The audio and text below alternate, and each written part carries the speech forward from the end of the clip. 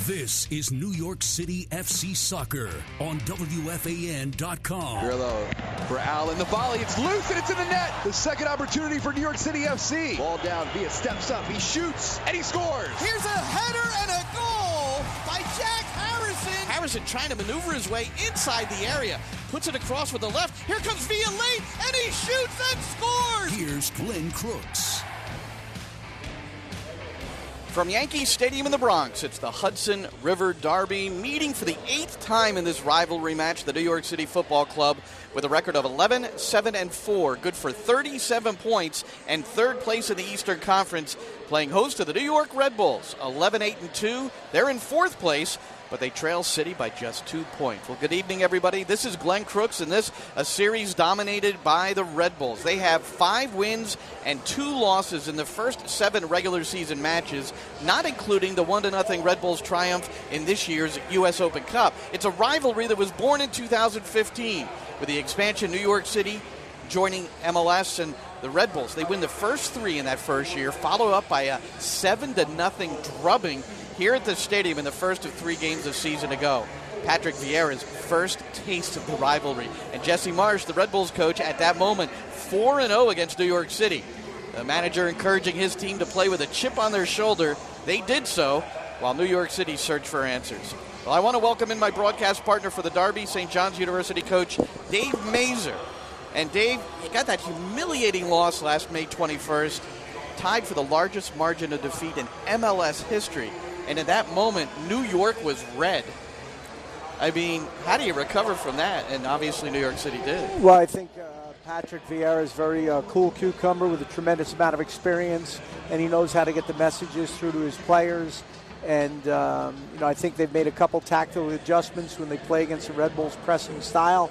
And I think it's going to make for a very interesting game. Both teams have good talent. Both teams coming off, the MLS All-Star break, so they should be fresh. There should be a lot of energy here at Yankee Stadium today. No real surprises in the starting lineups outside of maybe Damian Perinel in for Michael Murillo at right back for the Red Bulls. And Jonathan Lewis will start instead of Thomas McNamara at left wing of the 4-3-3. But Marsch's club, they are in great form. But New York City seems to have harnessed the Red Bulls' aura. Victorious in 2 of the last 3, including June 24th of this season when they blanked the Red Bulls at Red Bull Arena 2-0. City's first win ever there. Jesse Marsch said that New York City was simply better on the day. Yeah, that game, I think they played with more desire and more physicality and heart, and they changed. They also played long. And that being said, it wasn't like it was a pretty even game where they were able to make 2 plays and we weren't able to make any. We're not happy about that result. It'll be really important for us that we find a way in this series to now get a result. Well, Marsch's club undefeated in the month of July in all competitions. Started the month in 7th place. They've moved up 3 spots, and not coincidentally, a system change to 3 at the back has propelled that streak. We'll talk about that and also diagnose New York City's unfortunate 4-0 setback in Toronto when they had a chance to advance to the top of the table. You're listening to New York City FC Soccer on Sports Radio 101.9 FM and Sports Radio 66 WFAN.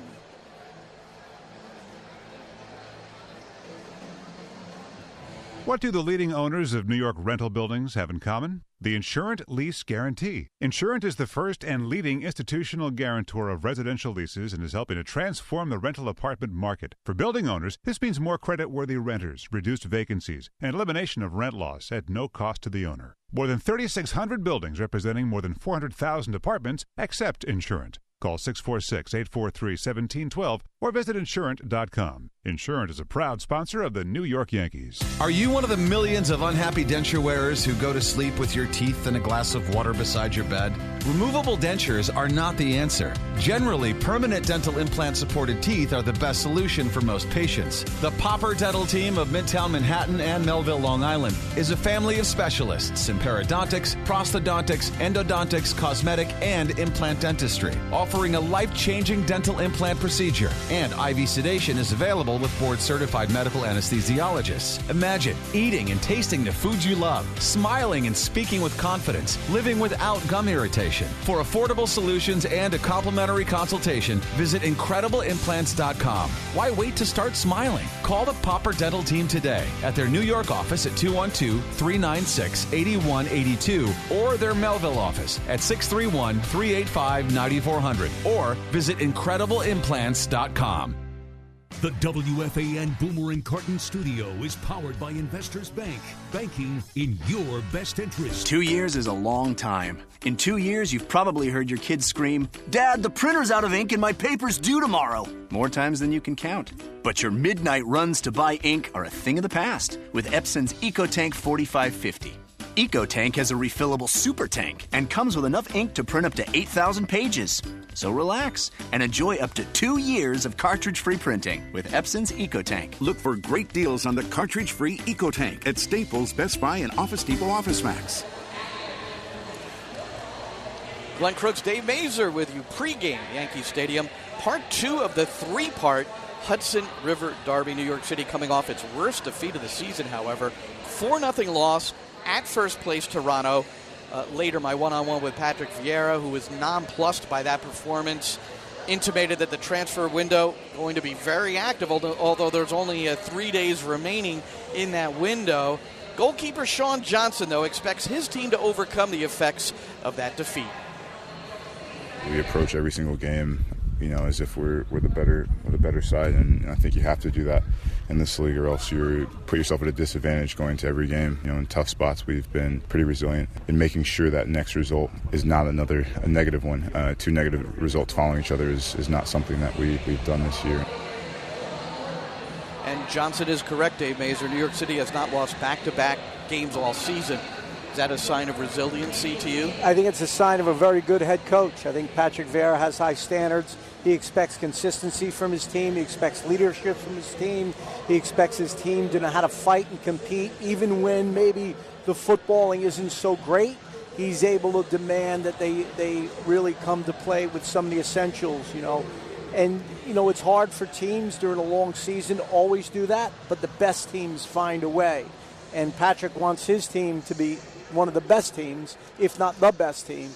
So he's not settling for these lulls in this inconsistent behavior sometimes from his team. So he challenges them on a continual basis to be at their best. And I think he's got the attention of the group, and I think they're going to come out and give us a lot of quality today and also be very combative.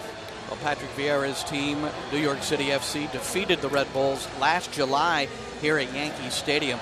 But in the all-time series, the Red Bulls are 2-1 here in the Bronx. When we return on the pregame, my one-on-one with Patrick Vieira. You're listening to New York City FC Soccer on 101.9 FM and WFAN and Sports Radio 66 WFAN. Are your tires ready for the road ahead? No? Then get to Town Fair Tire to get name brand tires at the guaranteed lowest price. Bridgestone, Firestone, Michelin, Continental, Pirelli, Yokohama, Hankook, and more, all at the guaranteed lowest price you'll find anywhere. Nobody beats Town Fair Tire. Not the internet, not the discount stores, not other tire dealers. I mean nobody. For the guaranteed lowest price on name brand tires, nobody beats Town Fair Tire. Nobody. Name brands at discount prices. Town Fair Tire. Ready to make life less complicated? Save money and get around faster by parking with Spot Hero. Simply download the app and book your parking before you go. Even better, save $10 on your first spot when you enter promo code SAVE. That's promo code SAVE. Spot Hero. Park smarter. V at the top of the box. His first time shot is a goal! Captain David Villa and the rest of New York City FC return to the Bronx on Sunday, August 20th as they welcome the New England Revolution for an Eastern Conference matchup at Yankee Stadium. Kickoff is at 6 p.m. Saved by Lampson, and the follow is in! New York City takes a 2-0 lead! Don't miss your chance to support your city and cheer on your boys in blue this season in the Bronx. Tickets are available at nycfc.com, 855-77-NYCFC, or at the Yankee Stadium box office. This summer, shed those unwanted pounds by calling NJ Diet. NJ Diet continues to take weight loss and wellness to an entire new level by utilizing blood work and DNA testing, using blood work, hair, saliva, and NJ Diet's natural, bioenergetically personalized formulas.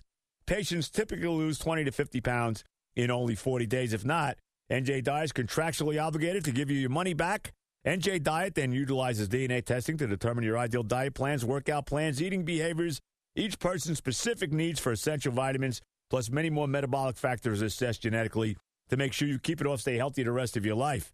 This personalized genetic information could always be used by any of your healthcare providers to help make critical decisions regarding your health. NJ Diet's all natural, no shots, hormones, or surgeries.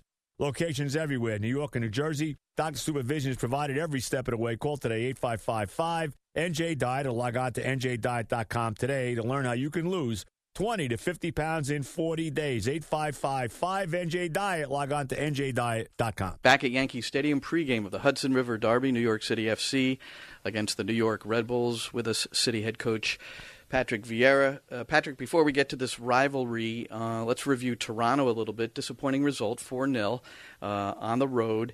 And if we go back to the postgame and some of your comments, it seemed like you were a little disturbed. I'm not sure if that's the right word, with a couple of things. But one was you didn't seem like the team matched the effort that they did against Chicago, playing a man down. And then you were wondering, boy, are we good enough to beat this team come playoff time? You didn't say those exact words, but you're looking to upgrade as well. Yeah, I think there was, and I'm still a little bit frustrated about it, because I think, when you play a game like we did against Chicago, you are now expecting that to be the same against Toronto, and I think that is a lack of consistency that we had so far during this season. And it is a little bit frustrated for me, because I think when you play against a team like Toronto and you're missing some key players, it's important for us to be in our best, and it wasn't the case. And when you are not in your best against a team like that, you will suffer, and then we suffer against them. And Toronto was by far the better team. And even if I felt like the result, the 4-0, was quite really harsh when you look at the game in himself. But at the end, it was a difference on that day between the two teams. Now, in reference to the depth of the two teams, they've been at it a little bit longer. But at the same time, this is the time of year where you can help with your depth. So the transfer window closes on Wednesday. I know you've referred to the possibility of 1, 2, or 3 players. Where does that stand at this moment? Still waiting. We identified the players that we are looking for, and now people are working to try to make it happen. And I hope that it will happen before Wednesday, because I think it's always important to bring new faces, more challenges. And that will allow me to get even more the best of every single players in a group, and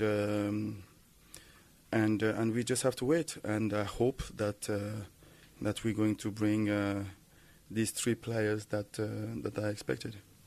Well, if we look at your current group, you've got a starting lineup with Jonathan Lewis at left wing again, along with Villa and Harrison. The normal midfield of Morales with Herrera back and Alex Ring, and then at the back, it's Sweat, Collins, Frederick Briand in for the injured Chenot, and then Ethan White at right back, and R.J. Allen not on the bench. So White again is the choice, Sean Johnson in goal. So this is your group. I suppose it appears that the only other maneuver that you could have made, and you've done in the past, is put McNamara on the left wing. Yes, but when I look at the way, and when I look at the teams that we are facing today, and I look at the squad, and I try to find the players who can hurt them a lot, and that is why I decide to go with Jonathan, because of his pace, because I believe that we're going to create chances by running behind the back 4. The games today are needed, and I want more people to run behind the back 3 or back 4, depending the shape they're going to use today, than people coming to reach the ball. Bradley Wright-Phillips was asked about New York Red Bulls, their change of shape, their system. They're playing 3 at the back, and he was asked after the last game, the victory, if Jesse Marsch came in the next day, his coach, and changed that system, what would you do? And he said, I'd probably kill him. They're very satisfied with the way they're playing, and is it a lot different than the first time, the 2-0 win for New York City on June 24th? this three at the back seems to have somehow reignited them. They've won 4 in a row, and they're scoring a lot of goals. Yeah, I think this is. They adapt themselves quite well in the new shape because they're playing well. They're creating a lot of chances, and they win games. So that shape look really good for them. But I strongly believe that there's some weakness that we can use, and with the players that we have up front, with Jack, with David and Jonathan, I believe that we can give them a lot of problems. So you're hoping almost in counterattack situations, maybe 3 versus 3, that sort of thing where you've got even numbers, maybe 1v1, 2v2? Yeah, I think it's not especially a counterattack, but even when we are building from the back, I think they leave a lot of space in behind. And if we manage to break that first line of pressure, I believe that we can create a lot of chances because there is a lot of space. And if we manage to isolate them a little bit and create the 1v1, we're gonna make it difficult for them. The derby unto itself, New York versus New York City. What does it mean to you? I mean, your introduction to it was rather shocking last year here at Yankee Stadium with that large defeat. But since then, it's been New York City 2 out of 3. Yeah, I think we are getting better as a team. I think last year, and it's still in our mind, of course, when you lose 7-0 at home. But it was a learning process, and I think when you look at the team this year, it's completely different from last year. I think we have a team who can give them a really good game, and if we are in a really good day, we can even win against them, and we show it when we play them at home. But I strongly believe that that game today will be difficult. I think it's difficult to say who is the better team. So that means we catch up from last year, and this game will be really exciting. I think it is a team from New York and a team from New Jersey. So what I mean is it's going to be a good game, and hopefully the stadium will be good. It's going to be a good crowd and an exciting game, and I think people will enjoy it. All right, Patrick. Well, bon chance. Merci beaucoup, Glenn, and happy day. Thank you very much, Patrick. That's Patrick Vieira, head coach of New York City FC. When we return, starting lineups and the kickoff. You're listening to the New York City FC Soccer on Sports Radio 101.9 FM and Sports Radio 66 WFAN. A cure for hepatitis C, breakthroughs in HIV treatment, multiple sclerosis, and diabetes. Millions of lives saved and improved by science. Yet still science is often not a straight line to success. So here's to the path to progress, traveled by 140,000 researchers with America's biopharmaceutical companies. Here's to the long road, to the twists and turns that try men's and women's souls. Here's to frustration and fatigue and dead ends. Here's to permission to fail, so that success can follow. And here's to brave patients, 59,000 here in New York, enrolled in clinical trials to help find new breakthroughs, one of which might save their life. And perhaps one day, yours. Welcome to the future of medicine for all of us, where together we go boldly. A message from America's biopharmaceutical companies. Visit goboldly.com. Moments away from the Hudson River Derby, the 8th edition here at Yankee Stadium. Let's go over the starting lineups. First, for the visiting New York Red Bulls. In goal, it'll be Luis Robles, Sal Zizzo, Aaron Long, and Damian Paranel in the 3-back formation.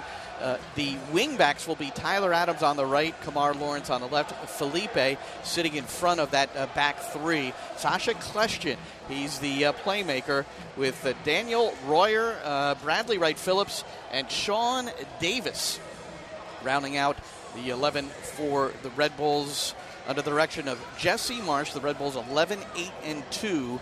Away from home, though, 4 up and 6 down, 4th place in the Eastern Conference. For New York City, it'll be Sean Johnson in goal. Left to right at the back, Ben Sweat, Alexander Collins, Frederick Brilliant, and Ethan White. The triangle midfield, it'll be Alex Ring holding with Yanhel Herrera back in. The 19-year-old is the 8, the box-to-box with Maxi Morales, the playmaker up top. it's Jonathan Lewis on the left, David Villa, and Jack Harrison on the right. Patrick Vieira in his second year with New York City FC. They come in with 11 wins, 7 losses, 4 draws. They are 7-1-3 here at Yankee Stadium, where in the Patrick Vieira era are averaging 2.1 goals per game, third place in the Eastern Conference. And Dave Masur, our first live look, you and I, at the video assistant referee. We can't see him. Alan Chapman is right to our left. There's glass separating us, but also a big cover so that we cannot take a peek at the monitors to see what he's looking at. And that's the way it'll be. We'll have instantaneous review information on our computers here. It's Baldomero Toledo, though, the referee. He's the one that will be in communication with Alan Chapman. I know Commissioner Garber's very excited about this, as their MLS is the first league to fully institute this in all their venues and all their facilities. And we're underway. The Red Bulls in their road white with red trim, red shorts, while New York City in their powder blue tops, navy blue shorts, and powder blue socks. New York City will move left to right here in the first half. That leaves the New York Red Bulls attacking the goal to our left. Maxi Morales in the center of the park hits a first-time ball to Villa, who looks to knock it back down to Morales, but it's taken by Tyler Adams. Interesting, Tyler Adams, the last time these two teams played, Adams was playing in a holding midfield role, but in this adjusted system, he now finds himself mostly on the flank.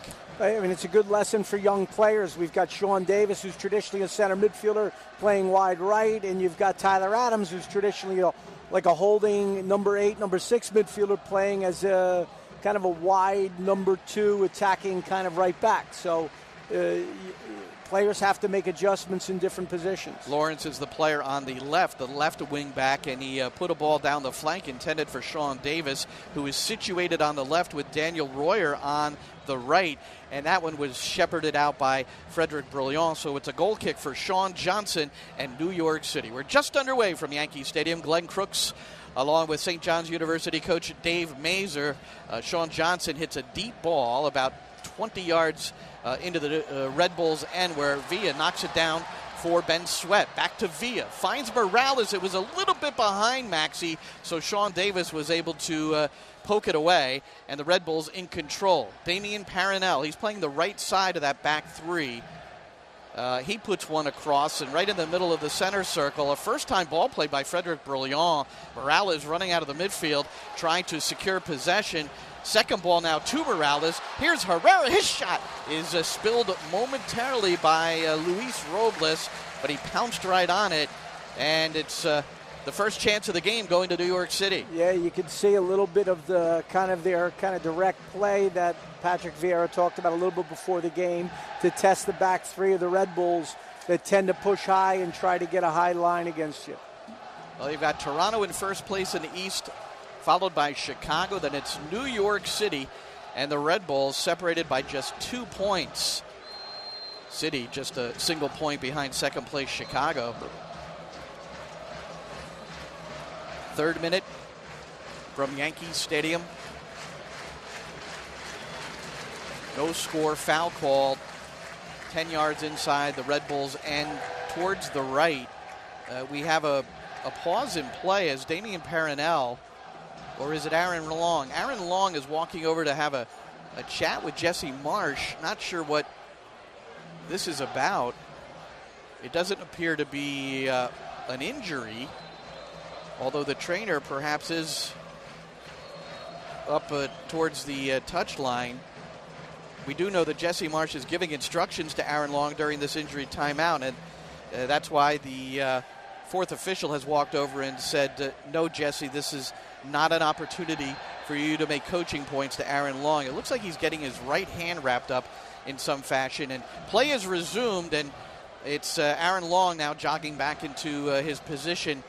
The rookie who has started every game, played the full minutes in each match, and has certainly supplied some stability at the back, where the Red Bulls over the last 3 years really have had some issues with consistency. Bradley Wright-Phillips on the run, pushes it right for Daniel Royer, who is the July Player of the Month in MLS, and Alexander Collins was successful in tracking that down to Ben Sweat, but the pressure from the Red Bulls, and there's a turnover. Tyler Adams to Bradley Wright-Phillips. Back to Adams, who goes down. First-time shot by Sean Davis is blocked by Ethan White. Red Bulls still in control. Left edge of the box, this is Kamar Lawrence. Lawrence working against Jack Harrison. Lawrence goes down. Harrison comes away with the ball, and Harrison hearing it from the New York City supporters. It's Ring in one, playing a change of the point ball to Ben Sweat. And right at the edge of the circle on the New York City side, completely in the middle of the park, is Maxi Morales, who was taken down on a late tackle by Daniel Royer. Got to talk about Royer. Royer, this guy has had a heck of a month. He's got 10 goals. Looks like Royer will be booked. And this is the sort of thing that Alan Chapman, the video assistant referee, can take another look at to see if it's possibly a red card incident, because that's one of the 4 things that you're permitted to check in VAR. It's after a goal, after a penalty decision, or case of mistaken identity, in addition to red card possibilities. Correct. I think a little unsettling if you're one of the coaches here when a yellow card gets given out in the 5th minute. It means there's probably a lot more to follow because the referee is going to call it extremely tight. Well, it's a derby match. Tensions are high. Red Bulls coming off a loss in the first of the 3 games that these two will play in the regular season. About Royer, though, he has scored in 4 consecutive matches. And New York City fans will remember that City was eliminated in the U.S. Open Cup at Red Bull Arena by the New York Red Bulls on a second-half goal by Royer. And we have another slowdown in play. It's just a foul called as Collins puts it back into play for New York City, right at the halfway line, about 20 yards from the far touchline. And now Alexander Ring commits a foul. That violation whistled again by our referee, Baldomero Toledo. Toledo will be his relationship and communication with Alan Chapman. I'm finding the VAR and the video review to be intriguing, David. And we last night it was utilized for the first time. Another booking coming up. Get to that in a moment. But it was utilized last night. And the only time it really came into play where there was a change of call was in the Philadelphia FC Dallas game, where a goal by Dallas was overruled, and properly so, and it was done in a very clean, short amount of time. So that's the one thing people just do not want it to take too much time. Maxi Morales, by the way, delivered a late blow to Felipe, and he got the card. Remember, it was Morales who was taken down by Royer a moment ago. Lawrence whips in across, and it's deflected off the head of Alexander Ring, sitting in the middle of the park. He was right at the edge of the 6, and that had a lot of pace, and Ring was able to deflect it to the far side. Here's a ball back across by the Red Bulls' Felipe as the second ball came outside the area, but Sean Johnson, as that ball floated, came in and grabbed it easily with 2 hands. However, he slips on his distribution on the punt, and it's taken by the Red Bulls. Kamar Lawrence has it along the left sideline to Sean Davis. Inside dribble, now cuts it back to the left.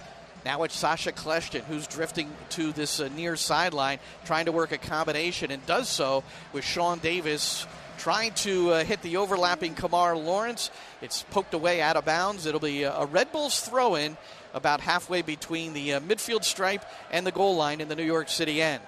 Lawrence between the legs of White with a pass to Davis, who works it back towards Lawrence, and a well diagnosed play by Frederic Brouillon, who went in to tackle it out of play. Again, some of the tactics here for City, they're going to make sure they kind of clog up Sasha Kleshtin, being an excellent passer of the ball. Have to be very careful with his, kind of precise passing, sharp combination play as they squeeze their wide guys in and let their overlapping backs get in. Villa slips a pass to Jonathan Lewis, left inside channel, cuts it to the middle with the right foot. He's looking for Maxi Morales, and his diving header in front of Felipe goes over the bar. A great counter by City. Great ball by Villa, getting it wide. Lewis turns back in, and Maxi Morales, all 5'3" of them, gets up in the box and has a clean header that just misses. Villa with a Megan question to start that sequence. 10 minutes in, no score, Yankee Stadium, Hudson River Derby, and chipping a long ball in towards Bradley Wright-Phillips is Kamar Lawrence. A double team was there. Ben Sweat and Collins sandwiching Bradley Wright-Phillips. New York City as Sweat runs through a head ball, and it's ahead to Villa, and he's behind Zizzo. Villa now shoots, and it's a save for Luis Robles. Zizzo did well to track down Villa, who was in clean, and altered that shot, but still Robles had to come up with a save, diving to his left. Great save by Robles, but Zizzo, who's normally a wide left, is playing a central role now, and I'm sure he's in the back there because of his pace. So as there was a little misplay by the back, I think Long might have made a miscue back there. Villa took advantage and got in a breakaway, but Zizzo from that left back position was able to recover and put pressure on him to make it a very difficult chance. On the bench for the Red Bulls, Mara, Escobar, Murillo, Metzger, Etienne, Muil, and Verone. Strong, deep bench for the Red Bulls, including Escobar, who was acquired recently in the transfer market. We heard Patrick Vieira in the pregame tell us that he's fully expecting 3 players to be signed prior to Wednesday's deadline transfer window, and it's another player down, this time Daniel Royer, and this is never a good sign because he's grabbing his right knee and he's in a lot of pain. Right now he's just tilted to his right, right near the far left corner flag, where the Red Bulls will be awarded a free kick, but the concern now is Daniel Royer. This guy, the Austrian national team player, 6 goals, 1 assist in July to be named the MLS Player of the Month.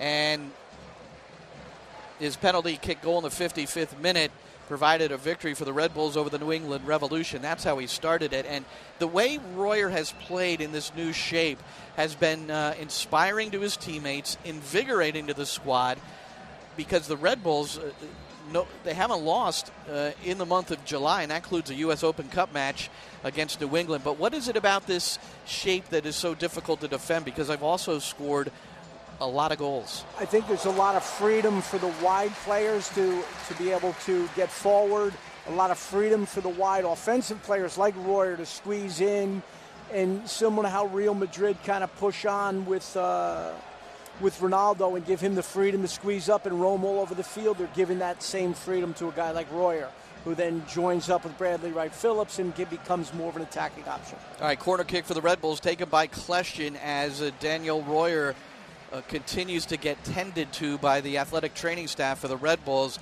He's across the goal line near that corner flag to our left. Red Bulls, they're moving right to left here in the first half of play at Yankee Stadium. Want to continue to diagnose this shape, which looks to me like a 3-1-5-1, where the players in front of Felipe, they have a lot of flexibility to move off each other as they see fit. Villa is stripped in the middle of the park by Felipe, who loops a ball in intended for Bradley Wright-Phillips, and cutting in is Brillant. Brillant very good in the air, and he thumped a header across the far touchline. Red Bulls have it back, looking to play a small ball about 25 yards outside the New York City goal towards the right portion of the field. And now unclear possession. And finally, Felipe just comes in and hammers the ball. He was hoping it would be collected by Kamar Lawrence. Instead, though, a foul was called at the spot, and New York City will be awarded a free kick. And I think Mule has come on now for Royer.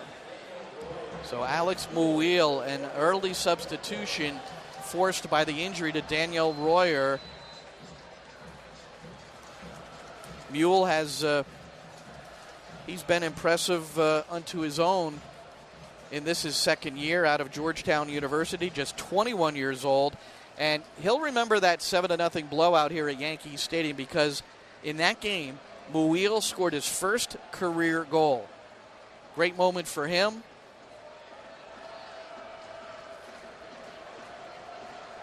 Red Bulls at the halfway line, hugging this left sideline is Kamar Lawrence. Now to Kleshton. Kleshton goes square, intended for Mouille, and that was a dangerous ball picked off by Morales.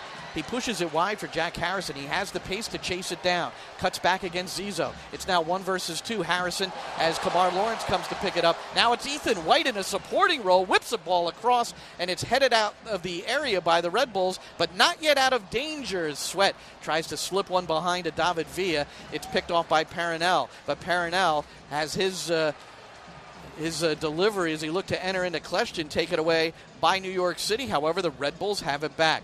Red Bulls so good at the win the ball back mentality, the immediate pressure they put on when they lose the ball. Bradley Wright-Phillips has it wide, carries into the middle. His pass intended for Kleshton is deflected away by Herrera. A deep ball, and David Villa walking back into what was an offside position. Morales looking to make a penetrating run, and Ben Sweat didn't see him. Sweat is stripped by Mouille, and Alex Ring steps up hard on Mouille, takes him down, or not. As Mouille went flying and Ring at first, it seemed like he gave the old sorry signal. Yeah, I think he didn't touch him. Mule took a dive on that one, and I think you're right. The Red Bulls will press in their attacking half of the field, and they're even going to foul quite a bit. And the referee has to be cognizant of all the the repetitive fouling to break up the countering opportunities for New York City FC. Because the Red Bull are very technical when they press forward, and they like to play in your half of the field. And right now they're in the New York City half with Lawrence, but he turns and faces Zizo to put it back at the Red Bulls' end. And Zizo will switch the point to Aaron Long, and then he completes that switch as he puts it out wide to Parinel. And now ball loose across the far touchline. Last touched by Tyler Adams. Tyler Adams, the last time that these two teams met was at Red Bull Arena, and Tyler Adams, at the age of 18, played a soccer match instead of attending his high school graduation in Wappingers Falls.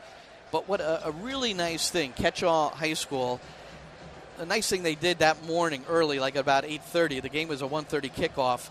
They had a little ceremony for him so his parents could be there, cap and gown, took pictures. So really nice gesture by the administration. Here's a difficult clearance by Harrison, and the ball stayed up in the air for a long time. Villa came charging for it, and from behind, Parinel just shoved him. So Parinel, part of his purpose in this game is to make sure that David Villa knows that there's somebody there. I think in general it looks like the Red Bulls are going to foul every chance they get when the ball's turned over in the attacking half, and as I mentioned earlier, the referee has to be really aware of this to make it into a reasonably equal match. 18th minute, no score. The Red Bulls have committed 5 fouls to 2 for New York City. We know that Jesse Marsh told his team after the last match against City that City was the more physical team. They were the more prepared team in terms of energy and intensity. And that's not something that Jesse Marsh will tolerate because, you just go to his training sessions and you know their philosophy. It's all about high pressure and their attitude and their mentality. Ball now loose right in the middle of the center circle. A couple of players colliding, and Felipe does well now to poke it back to Parinel. And ball played high and wide left. It was deflected by Jack Harrison. So the throw in for Lawrence to Davis. Back to Lawrence. Will overlap, does Davis. And that allows an entrance for Lawrence to find BWP. Left edge of the box. He's doubled there by Ethan White and Frederick Brouillon. But Bradley Wright-Phillips manages to worm his way out of it. Here's the shot, first time, by Sal Zizo, who had moved up into an attacking position. Check that. That was Felipe. And now Felipe, after the shot was saved and the quick distribution by Sean Johnson, what a recovery as he anticipated the ball going into David Villa's feet. No, it was a good job. I think Villa was off sides there, but there was a good job by the Red Bulls to get organized. Angel Herrera on the ball. Very few touches here in the early stages of the first half. 19th minute, New York City 0, Red Bulls 0, as Alex Muil from behind takes down Yangel Herrera, and that's why Herrera is suggesting to the referee that Muil should be booked. I think based on the tenor of this game, that is a bookable offense, as it's kind of the sixth foul in the same area for the New York for the Red Bull. By the looks of the pictures that we're seeing on television, the Daniel Royer injury looks quite serious to the right knee. And just to be clear, he was looking to slide and save the ball on the goal line, and Collins came in to challenge, and it was a fair play. It was just the two players getting tangled up and Royer twisting the knee. Yeah, you're never quite sure how that's going to happen in the corner. Sometimes they're non-contact injuries, sometimes contact. It really didn't look like much of contact from here, but it was in the opposite corner from where we are. I think you see maybe City trying to get a little bit more behind the defense, but they've been offsides twice to kind of threaten the back line of the Red Bull. First New York City or Red Bulls match with the video assistant referee. We probably haven't seen anything which would indicate a review, but remember, it's going to be the exact wording, clear and obvious error. So Alan Chapman today will try to determine, based on watching replays that are provided by the broadcast, if it was a clear and obvious error on the field. Then he'll radio down to the referee, and then the referee makes like a television box signal with his hands to indicate that the review is being taken place. Red Bulls with Muil in the middle of the park. Nice reverse ball for Davis, who tries to poke a first-time shot, and it's deflected to the far sideline. Ethan White manages to save it and play a first-time ball down the flank for Harrison, and clattering into Harrison with Sal Zizzo. That's a rough ball by Ethan White as Harrison's running towards the line. He's got a defender charging right down on him. He's kind of set up to get his clock clean there. Ethan White's got to make a better choice of his pass there. White, his 18th appearance, 16th start as Villa lets it run past him in the middle of the field with Herrera bursting in behind. That nearly was a connection. Here's a Felipe foul, and this is David Villa going down, and it certainly is testy. There have been some hard hits. There's been a major injury, although that was from something that really had nothing to do with any sort of illegal hit. Here's Harrison slipping to Villa. Villa's inside the area to the right line, and he knocks that off of BWP for a corner. Harrison's been so dangerous this year here at Yankee Stadium. Anytime he can face his defender, he can go right, he can go left. That time he went right, slipped the ball into the box to Villa, and a near opportunity, earning a corner kick. First corner of the game for New York City. Maxi Morales holds the right hand high. He's got some help with Jonathan Lewis standing about 15 yards to his left. Morales will deliver an in-swinger. Here comes the late header on one hop. Ethan White hit it pretty cleanly, but Robles with a comfortable save, and now the outlet to Tyler Adams. Tyler Adams 1v1 against Harrison. He'll dribble to the inside, the overlapping Davis, anticipating Alexander Ring, and he picks that one off. The clearance loose, and Damian Parinella, the New York City end, slides it to Kleshton. His shot skips past Sean Johnson. Awkward dive by Johnson, maybe a little bit too early. And if that was on frame as it went past the far post, that might have been a goal for the Red Bulls. Good opportunity for the Red Bulls off of a corner kick by City, following Jesse Marsh's plan to get the ball back in play very quickly. Counterattack through Tyler Adams, and a great shot by Kleshton. And it was a save by Sean Johnson. He did get a piece of it to deflect it out for the corner. Kleshton will take the set piece from the far left corner. This will be number 3 for the Red Bulls. Spinning it in is Kleshton with the right foot. It is cleared to Tyler Adams, who cushions his header to the left where Kamar Lawrence is waiting for it. Now Zizzo, 50-50 challenge with Jack Harrison, 35 yards away from goal here along this near touchline below us at Yankee Stadium. I'm Glenn Crooks along with Dave Masur. Happy to have you with us for this New York Derby, the Hudson River Derby. the big Classico, whatever you like to call it. It's New York City against the New York Red Bulls, and it is a rivalry match. Royer is limping heavily as he's being assisted to the locker room, and the news about that right knee, you can only hope. He's played so well and has meant so much for the Red Bulls, but at the moment, at least he's leaving the field on his own power. Villa dribbling to the right, edge of the box, trying to get some room for a shot, and he never could square up. It was about 20 yards out, and Robles goes down, but no problem for Luis. No, he didn't get all of it, but Villa did a great job to elude Zizzo, and now here's another interception by City. And Herrera, Lewis getting past the defender and Robles. There was contact in the area, and that's why Ben Sweat is approaching Balderramo Toledo and wondering if perhaps Lewis was knocked around a bit as he was advancing into the area.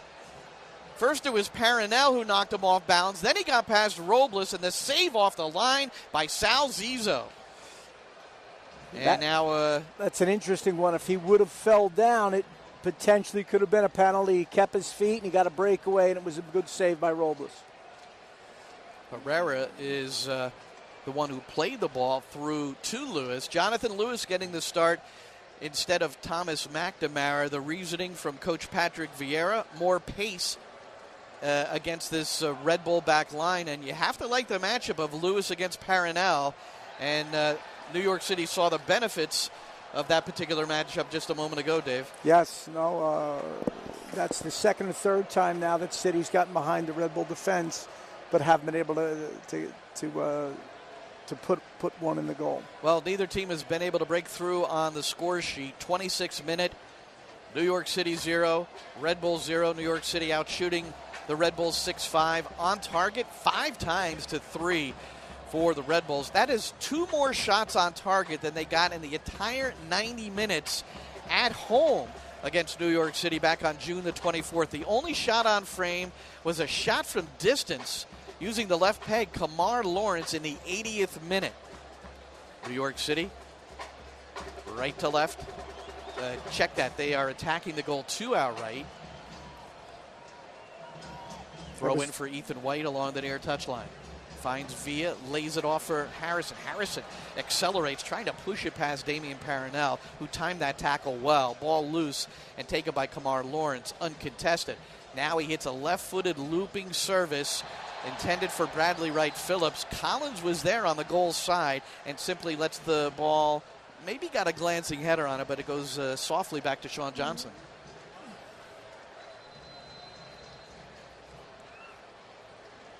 Collins puts the ball back into play. It's an offsides call, and so the referee's asking him to reset the ball. White looking to split the defenders and put one into Herrera's feet. The ball dangerously deflected away by Sean Davis. Running onto that was Bradley Wright-Phillips, or so he thought. Frederick Brouillon was there to clear away. And now New York City has it back with the throw-in. Davis got another deflection off the ball off White. White's got to be way more careful on the ball from his right back position. Well, Vieira admitted that the right side of his defense, and here off a deflection, Villa working one-on-one with Robles, dribbles to the left, pushes it with the left, and scores! David Villa, his 15th goal of the year, the 56th of his MLS career, and New York City takes a 1-0 lead here in the New York Derby. Patrick Vieira couldn't ask for more. Just like he talked in pregame, talked about getting in behind their back three, using their pace, squeezing up. They've been by 2 or 3 times. This time Villa gets by on a deflection, gets right to goal, and easily walks by Robles in a very, very professional way. Villa got a gift and opened it and delivered for his team and the supporters. But it was Alexander Ring positioned smartly right in the middle of the field in that holding midfield role, denying a ball into Bradley Wright-Phillips, and it ricocheted right to David Villa in the center of the park. He dribbled the keeper Robles to his left and managed to get his left foot outstretched onto it to push it past Robles. And a great goal, and Alexander Ring, he has paid dividends for the most part all season long. And although he didn't necessarily intend that off the shin to be a ball through to Villa, it worked out that way. Well, I think that's another thing of just making sure you're in the right spots in midfield and clogging up spaces and working very hard, and good things will happen.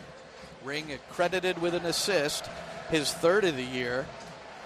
So New York City breaks through in the 28th minute. Hudson River Derby at Yankee Stadium in the Bronx.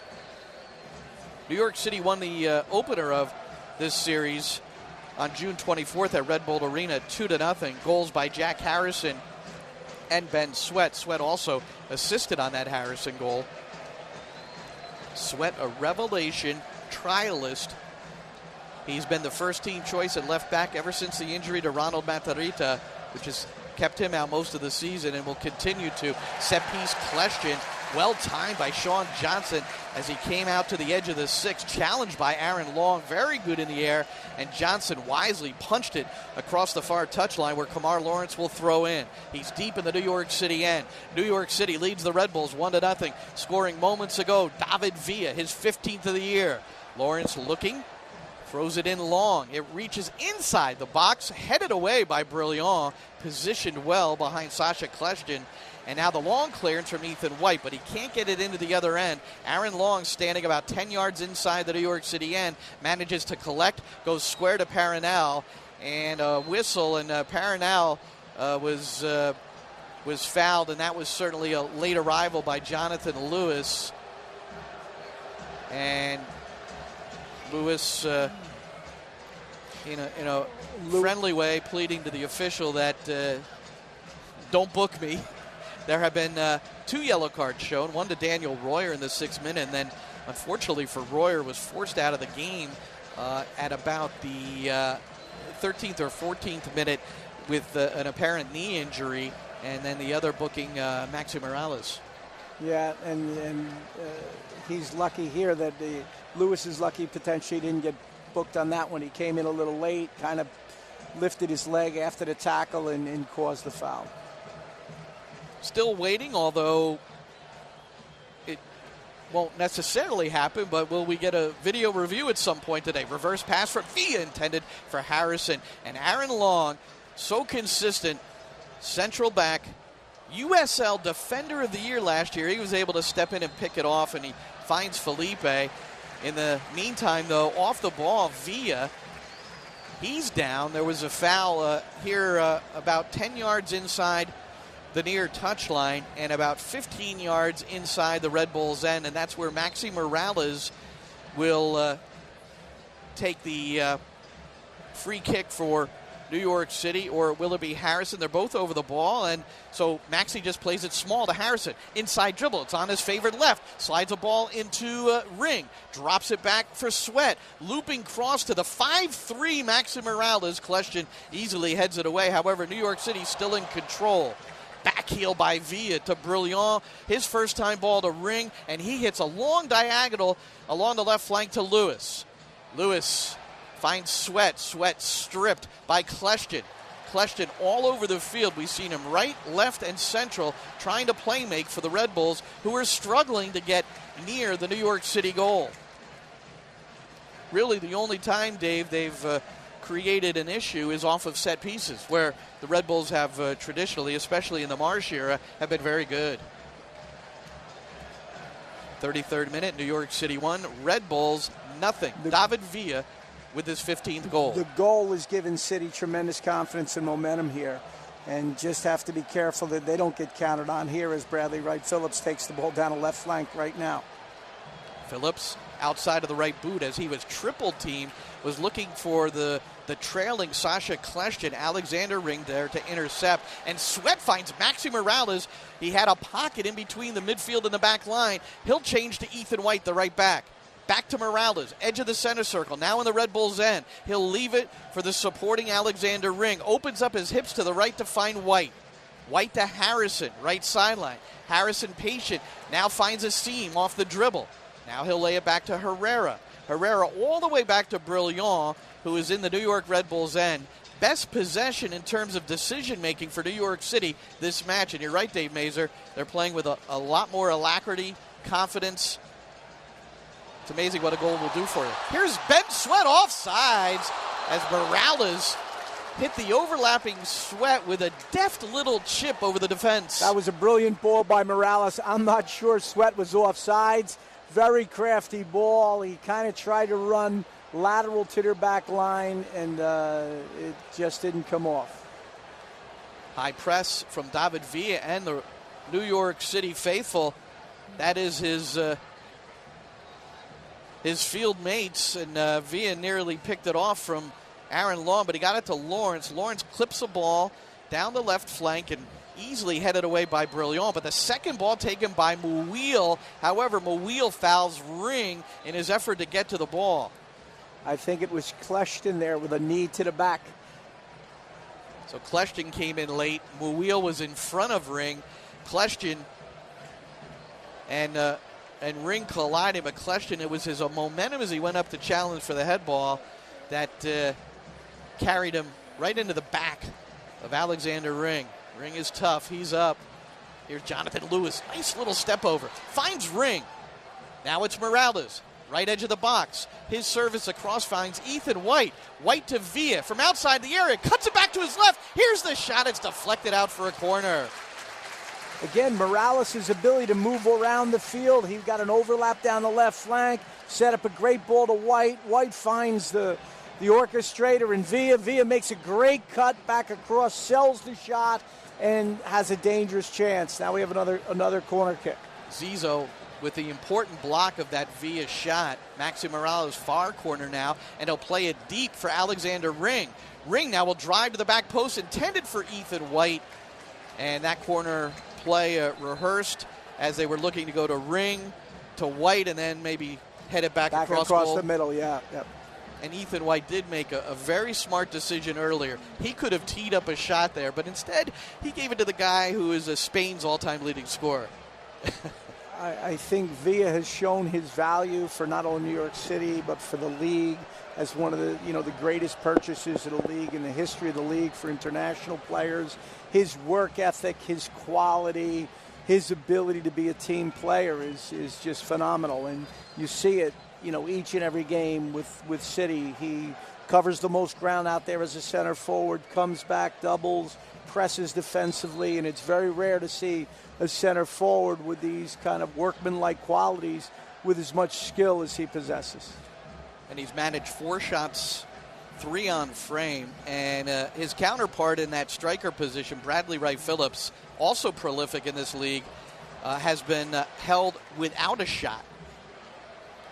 Kleshton now has it with a little bit of room left inside channel. Cuts it back against the grain to Davis, and one to Lawrence. And his left-footed drive is deflected out by a sliding Alexander Ring. So Ring, instead of letting that ball go across the 6, he knocks it out for the corner. Big-time play. You can't ask enough. You don't want any balls to go across your 6. Ring dropped from that defensive midfield, got in line of the cross, slid and made a key block. Kleshton on the corner, bends it in. It goes to the back post where Aaron Long again gets the first head on it, but he's challenged and it deflects to Johnson. Quick distribution as he rolls out to Alexander Collins, the center back, looking to go down the left flank, and a good move to beat Aaron Long, but his service intended for the penetrating Maxi Morales is a little bit too far in front of Morales. Robles has it. His quick distribution goes to Sasha Kleshton.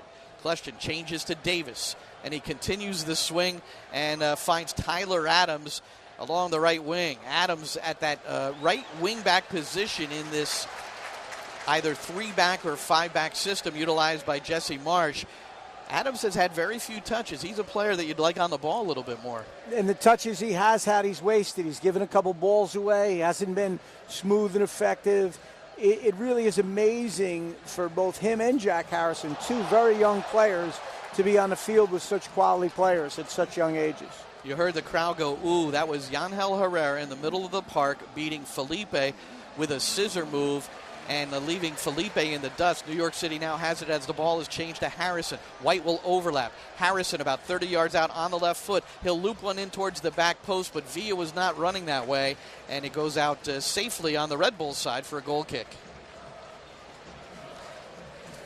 New York City FC returns to the Bronx on Sunday, August 20th to host the New England Revolution in an Eastern Conference matchup at Yankee Stadium. Kickoff is 6 o'clock. Don't miss your chance to support your city and be part of our 2017 season. Tickets are available at nycfc.com, 855-77-NYCFC, or at the Yankee Stadium box office. Glenn Crooks, Dave Masur, Yankee Stadium, 40th minute. New York City on the David Villa goal leads the New York Red Bulls 1-0. Ball loose, a battle for possession, won by Jonathan Lewis. Carries to the middle, and not sure what the purpose of that ball through was, but it carries all the way to Luis Robles, who came to the top of his box to receive it. Ring from behind seemed to get the best of Alex Mule, and now the ball is loose to Morales. Flicks it right for Harrison. Harrison beats Peronel off the dribble, goes down, and Toledo, the referee, says no. He waves it off. And now it'll be very interesting to see what Alan Chapman decides.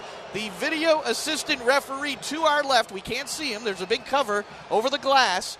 Frederick Bouillon now has it for the Red Bulls. Plays it all, rather New York City, plays it all the way back to Johnson.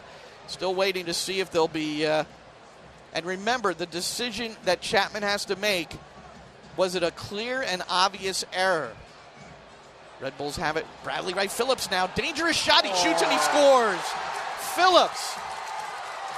BWP. He doesn't need much room. Has done very little. His lack of productivity here in the first half, colossal in a game like this, but that's who BWP is. You give him a little bit, and there he was just inside the area. Left foot, and he slid a shot past Sean Johnson. Bradley Wright-Phillips, that's his 22nd shot this season. 12 of them are goals. Quality, quality, quality. I think that was a penalty in the box. Jack Harrison had to jump, got by the player, and was taken down. And then the result is, I guess, City gets a little bit in turmoil. The next thing you know, the other team goes the other way, gets a shot through the legs of the defender and into the corner of the goal. And Sasha Kleshkin and Sean Davis, each one-touch passes to eventually find Bradley Wright-Phillips, and his shot went past Ethan White, Frederick Bouillon, and Sean Johnson. And it didn't have a lot of pace. It was certainly precision versus pace on that finish. It's a little bit of an art. I'm sure he meant to shoot between his legs, because when you do that, you can take away the keeper.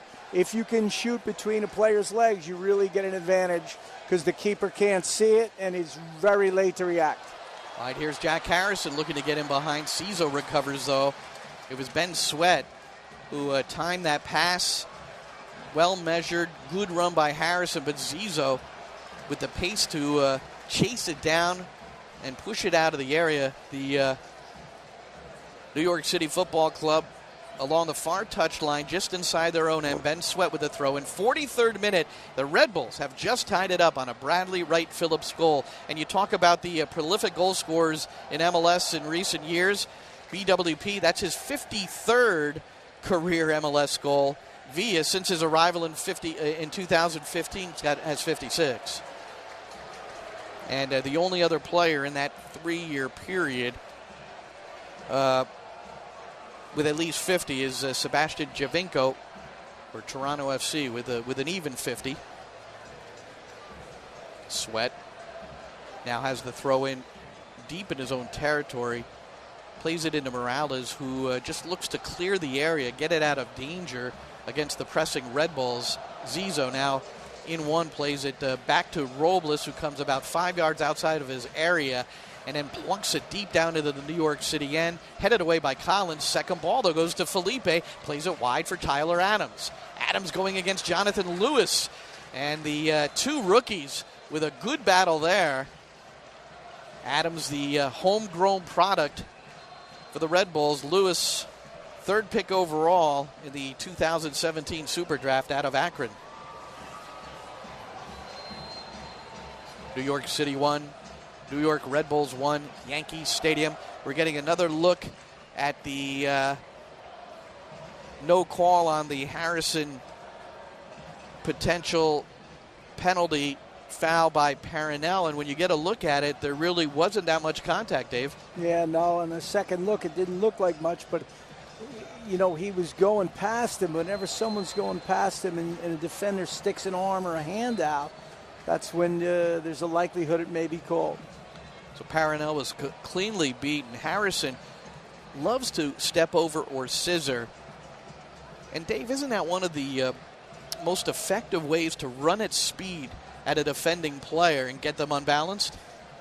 Harrison's got such great change of direction, change of speed. He can go right, he can go left. He has been a handful for the opposition this year. That's why he has so many goals, 8 goals and a bunch of assists, and he's having a very, very solid year. Free kick for the Red Bulls with inside of 30 seconds remaining, less stoppage time, and we'll get you that figure in a moment. The injury to Royer, I would think, would add at least 2, maybe 3 minutes here to the half. Zizzo clips one from the center of the park into the left corner where Kamar Lawrence gathers it in against Ethan White. Lawrence now dribbling away from the goal line, finds Felipe. Felipe has a little room, flicks it with the outside of his right foot to Kleshton. Kleshton finds Bradley Wright-Phillips by himself at the top of the 6, and Sean Johnson takes it off the foot of Bradley Wright-Phillips. The ball actually popped up into the air. Johnson was down, had to get up quickly, and with his hands held high over his head was able to grab it. Great save, but I believe the City defense left him offsides, and he was offsides as Johnson's about to put the ball back in play. But nonetheless, they went through and kept that playing, and Johnson made a great save. Flag was up. 1 minute of stoppage time only. Johnson will send it 3/4 length of the field into the New York Red Bulls end, and a bit of a ricochet of headers between Davis and White. White inadvertently heading it out for the throw-in down the flank to Bradley Wright-Phillips, facing up on Brilliant. Brilliant with a nice little poke tackle, left foot, and he inadvertently, Wright-Phillips put a hand to the face of Frederick Brilliant, so no damage done. And off this free kick, well, Frederick Brilliant won't have a chance to serve it, because that'll do it here in the first half. Halftime whistle. And, well, it was an exciting first half, electrifying moments. And the David Villa goal in the 28th minute gave New York City the 1-0 lead. But Bradley Wright-Phillips ended up tying it in the 41st minute. So 2 of the kings of goal scoring in MLS coming through here in the first half. We'll return in a moment with our post-game activity. You're listening to New York City FC Soccer on Sports Radio 101.9 FM and Sports Radio 66 WFAN. This is a court-ordered notice. Current and former BMW, Mazda, Subaru, and Toyota owners or lessees can receive payments and other benefits from a legal settlement related to allegedly defective Takata airbags in their vehicles. To see if your vehicle is included and to file a claim, go to AutoAirbagSettlement.com or call 1-888-735-5596. That's AutoAirbagSettlement.com or 1-888-735-5596. This summer, shed those unwanted pounds by calling NJ Diet. NJ Diet continues to take weight loss and wellness to an entire new level by utilizing blood work and DNA testing, using blood work, hair, saliva, and NJ Diet's natural, bioenergetically personalized formulas. Patients typically lose 20 to 50 pounds in only 40 days. If not, NJ Diet is contractually obligated to give you your money back. NJ Diet then utilizes DNA testing to determine your ideal diet plans, workout plans, eating behaviors, each person's specific needs for essential vitamins, plus many more metabolic factors assessed genetically to make sure you keep it off, stay healthy the rest of your life. This personalized genetic information could always be used by any of your healthcare providers to help make critical decisions regarding your health. NJ Diet's all natural, no shots, hormones, or surgeries.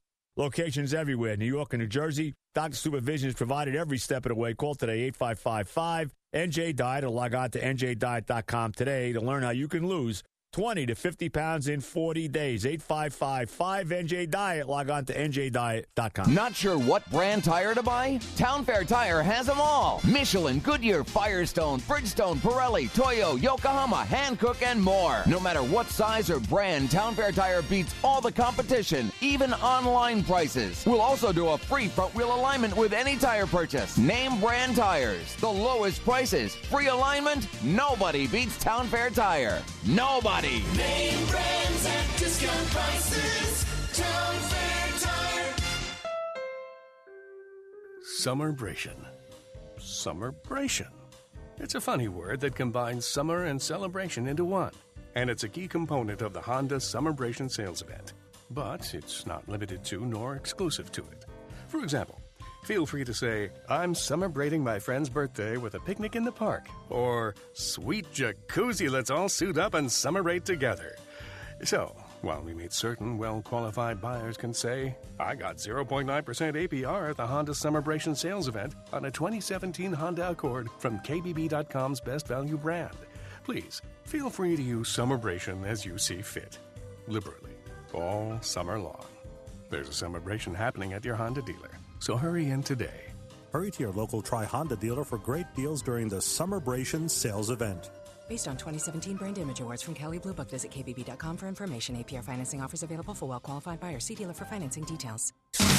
WFAN 2020 Sports. Hi there, Joey Waller at our WFAN studios in New York. Again, at the half in the game in the Bronx. New York City FC in a 1-1 tie with the Red Bulls. One of the most beleaguered Yankees delivering their biggest hit in Cleveland today during an 8-1 win.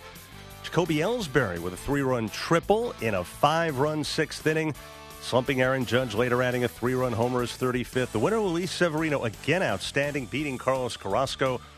Severino allowing just 1 run on 2 hits over 6+ innings, fanning 9, and 3 relievers tossing hitless ball from there. Yanks splitting that 4-game series, but remaining 3 games behind first place Boston because the Red Sox won their 6th straight, beat of the White Sox 6-3. And in something of a surprise, Yanks sending lefty Jordan Montgomery to AAA, the odd man out for now in a now crowded starting rotation.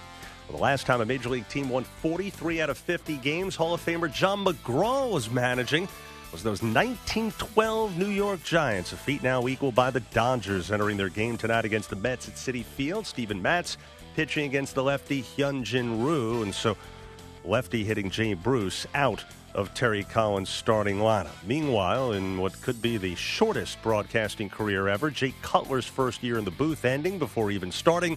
Cutler lured out of football retirement to quarterback the Dolphins, replacing the injured Ryan Tannehill. Hideki Matsuyama today running away with the Bridgestone Invitational, finishing 16 under, 5 shots up on Zach Johnson. This after a blistering 9 under, 61 on the day. Coming up in a moment, we return you to the Bronx for an interview with the great Carly Lloyd. Again, at the half, at the stadium, New York City FC 1, Red Bulls 1. You're listening to New York City FC Soccer on the Fan. Sports Radio 66 and 101.9 FM, WFAN. With Mercy College's new Summer to Summer Turbo MBA program, you can start working on your MBA this August and be finished and working by next summer. This is an opportunity to learn how you can change your life by earning your MBA at an accelerated pace. But hurry, slots are limited and the next program starts on August 14th in Manhattan. The program is GMAT optional and financial aid is available. Go to mercy.edu/WFAN Turbo for more information. Mark down this Saturday on your calendar for WFAN's Yankee Radio Fan Fest at McCombs Dam Park right across the street from Yankee Stadium in the Bronx from 11 a.m. to 3 p.m. just ahead of Yankees Red Sox baseball at the stadium. It'll be a day of fun, food, games, and much more, including free autographs from many of today's and classic Yankees. It's powered by Jeep, the most awarded SUV brand ever, and by AT&T, Wendy's, PC Richard & Son, Investors Bank, Old Dominion Freight Line, and your flagship station for Yankee Baseball the Fan. Sports Radio 66 and 101.9 FM, WFAN and WFAN FM, New York. Are you a candidate for dental implants? Have you lost your smile? Have you lost 1 or more teeth? Have difficulty eating? Fed up with loose or sore dentures? Are you considering bridge work but are concerned about damaging existing teeth? If you answered yes to any of those questions, you should ask the Popper Dental team about the dental implant solution. Almost anyone that's missing teeth is a candidate for dental implants, regardless of age, physical condition, or other factors. The good news is almost everyone can benefit from dental implants. The Popper Dental team of Midtown Manhattan and Melville, Long Island is a family of specialists in periodontics, prosthodontics, endodontics, cosmetic, and implant dentistry. They can provide safe and affordable solutions from single teeth to full mouth treatments. And IV sedation is available with board-certified medical anesthesiologists. For your complimentary consultation, call their New York City office at 212-396-8182 or their Melville office at 631-385-9400 or visit IncredibleImplants.com. Over the course of 2 years, how many times has your printer run out of ink? At midnight, when your kid's big project is due the next day?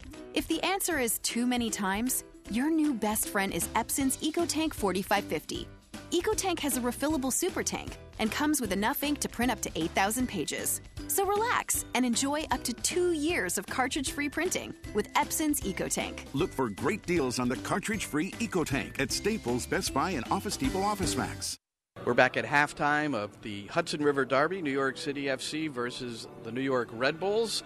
And in the house at Yankee Stadium is the one and only Carly Lloyd on the women's side. And I had the pleasure of coaching Carly on the collegiate level and have followed her career closely. And Carly, you've had a rough week. I mean, your travel to get here to Yankee Stadium, very impressive. Yeah, finished up the Tournament of Nations, which was, I guess, 3 games in 8 or 9 days. So played a game Thursday night, played about 65 minutes, and then flew to Portland on Friday, and then Saturday morning at 11 a.m. had a game. So clocked a 90 in that one. So, and then a red eye back home. So I'm, I'm feeling it a bit, but powering through and excited, to be here. So obviously your club appreciates the fact that you go right back and play for them. But let's focus on the national team for a moment. It's really undergoing a change now from a personnel standpoint. There's still some of the regular faces, but what's the transition like now to this next phase? It's a journey, and I've been through loads of transition periods. I would say this is probably the biggest transition period because we've had so much turnover from, the veterans like Abby and Christy Rimpone and Shannon Bach. So in that regards, it is different. But I've always been through these, off-year transition times, and you have to always just stay true to the journey. It's not going to be perfect. You're not going to be at peak form all the time. I've got to always just try to tell myself that, you peak at the right moments, and those right moments are in big moments, and that's essentially what I'm training for now and what the team's training for. So we've just got to stay true to the journey and know that, the biggest thing is 2019 that we're preparing for, and we'll be good and we'll be gelling for sure.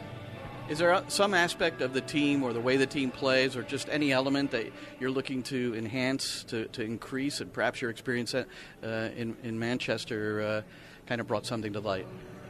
Yeah, I think, I'm a student of the game always, whether it's playing in Man City and, you have this image in your mind where you think things are going to pan out this way or that way, and you just kind of have to adapt to every situation you're in, and I think that's what I'm learning now is take it how it comes and just make sure that, you're doing the best that you can. And, I definitely learned a lot at City, being able to be a part of the team and compete in Champions League, win an FA Cup.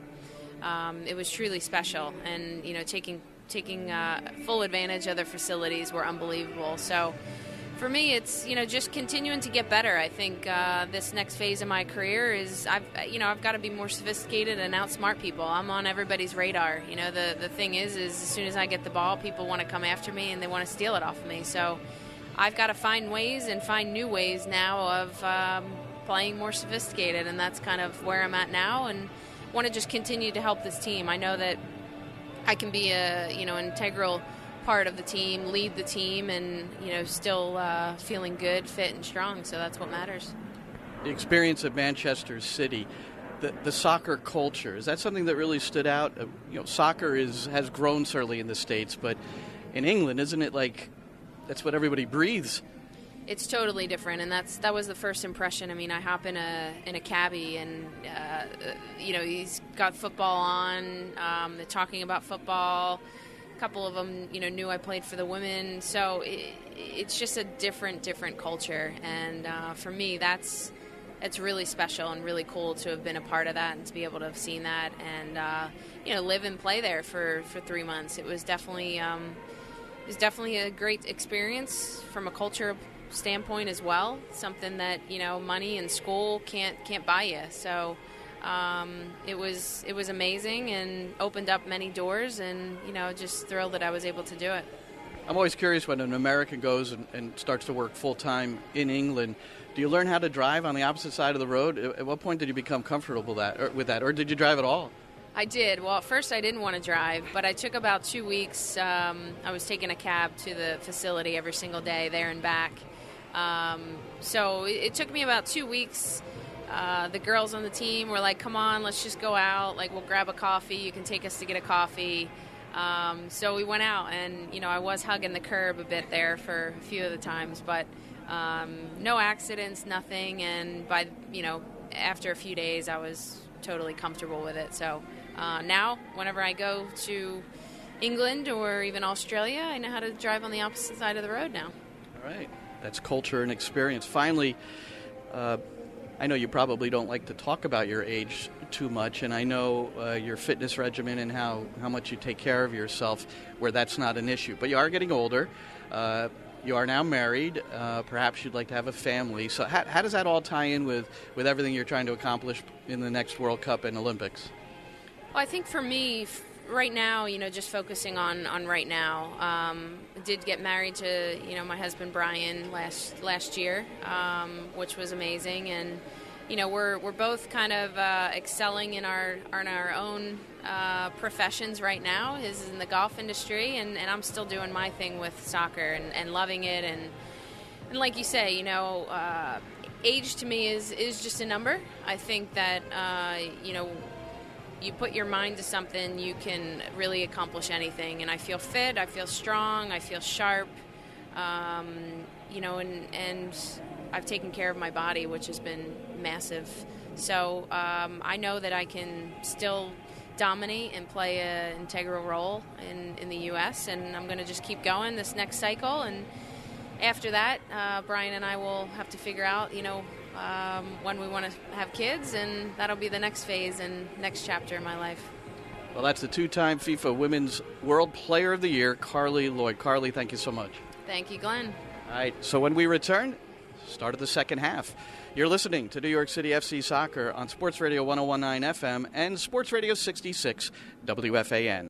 Right now, the excitement of baseball has us all engaged, but for those looking to actually get engaged, let the fine folks at 2 by London help you knock it out of the park. They are the trained professionals. They have all the cutting-edge technology right there at 2 by London. 2 by London has a large selection with great deals all within everyone's budget. So just stop in, mention WFAN. So whether you're starting out or starting over, let 2 by London help you out and find the perfect ring. Visit 2 by London today at the Americana Manhasset and the Westfield World Trade Center. London Jewelers, serving you and your family since 1926. It's time for you to spruce up your home's exterior. Call CertaPro Painters, give it a new coat of paint, and you'll be amazed at what a difference it makes. Not only will you feel better about your biggest investment, but your neighbors will be green with envy. There's only one company to call for this, and that's CertaPro. They have my official seal of approval. That's right. They painted in my house, and how happy Terry and I have been with their work. They're neat, they're clean, and just do outstanding work. You going on vacation? Give CertaPro a call today. Come back to a newly painted house. So if your paint is chipping, peeling, fading, or if you just want a new look, give my friends at CertaPro a call, and they'll take great care of you for all your painting needs, interior or exterior. Call CertaPro Painters today, 1-800-GO-CERTA, 1-800-GO-CERTA, or go to CertaPro.com, 1-800-GO-CERTA,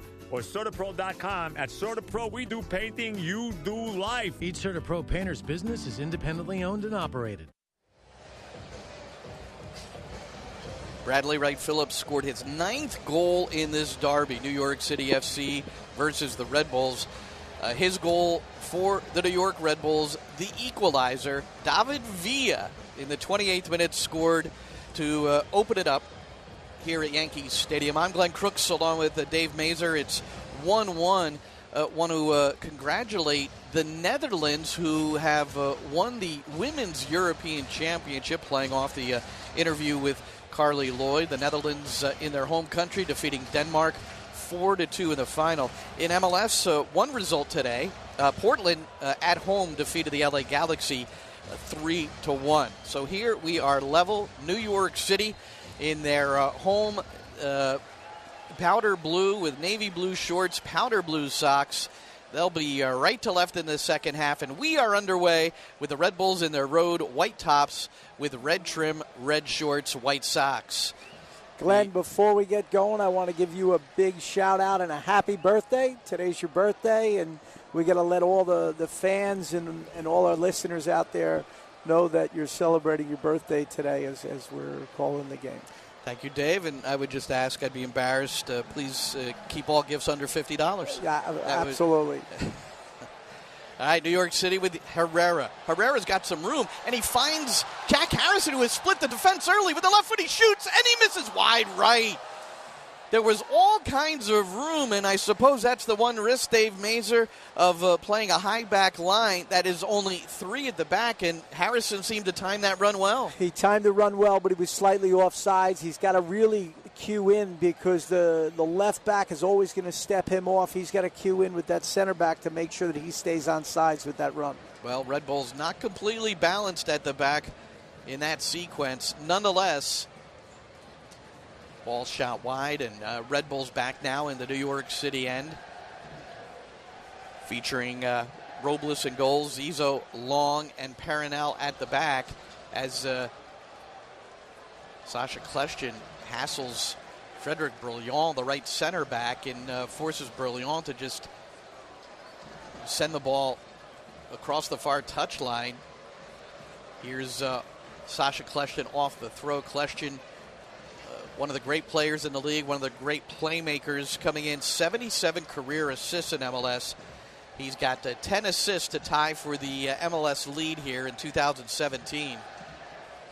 That's 77 career assists, 13th in the history of MLS. Red Bull's very patient now, knocking all the way back to Robles. He's on the right side of the box and looks to his left and serves high and long to Sal Zizzo, who ends up knocking it down. Now the ball looped in for Tyler Adams. Weak side run. He's the right wing back, and he was right at the top of the box near the D. But off the second ball, it's Jonathan Lewis with it. Villa taken down by Aaron Long, 10 yards inside the Red Bull area to the left of the circle.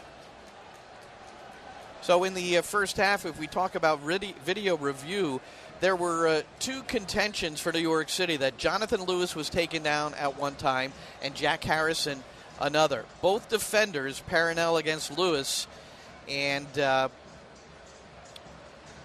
Zizzo, or was it Paranel for both times, for Harrison and Lewis, beating him off the dribble? I think it was. Right. He just happened to be set up on the left when Harrison took him on. But no call and no review on either play. No review, and I think that's part and parcel because it's supposed to be clear. You know, they're looking for clear indications where, you know, it was a penalty, and I don't think either one of those maybe fit that category. We're just 2 minutes into the second half. It's New York City 1, the Red Bulls 1. This is the 8th meeting in the New York Derby, Hudson Derby. The New York Red Bulls have been dominant. They won the first 4 games of this series. They have 5 wins and 2 losses of the 7 games. New York City has won 2 of the last 3, including the only other match this season between the two. That was back on June the 24th at Red Bull Arena, a 2-0 New York City win. Ben Sweat got a square ball from Alexander Ring and then accelerated off the first touch. The ball popped up, inadvertently hit him in the arm, and now it's being called a throw-in. So regardless, Paranel will toss it as far as he can, and Alexander Collins smothers Bradley Wright-Phillips, who was posting up on Collins. They'll be about 45 yards away off this free kick. Little frustrated. I think Villa maybe took a little bit of a dive around midfield, and I think Bradley Wright might have done the same just there.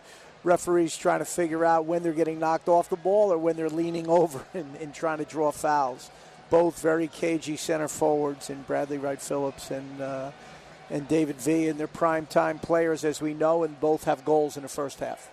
Kleshtin and Felipe over the ball. Collins still not particularly happy with the Josie Altidore penalty call from a week ago in the 4-0 loss to Toronto that made that game 3-0, as Kamar Lawrence instead of serving it into the mix, Kleshton instead played it square to Lawrence, and he took a 35-yard shot from straight away. A lot of pace, but it whistles high over the bar.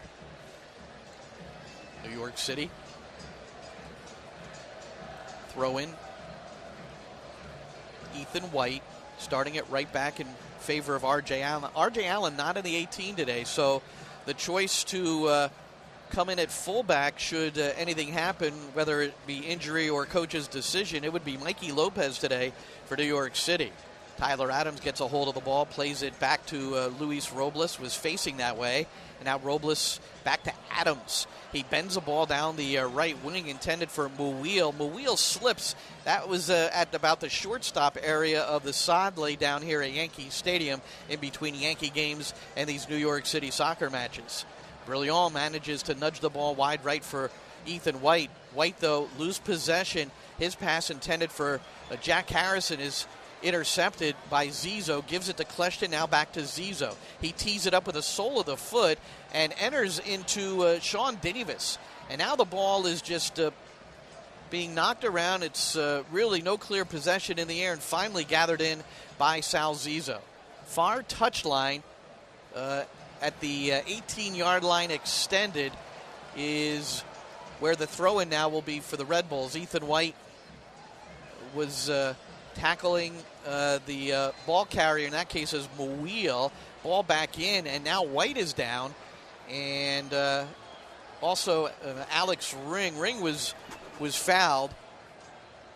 White made the initial good play, and it was Sean Davis who arrived late on Ring and got him from behind.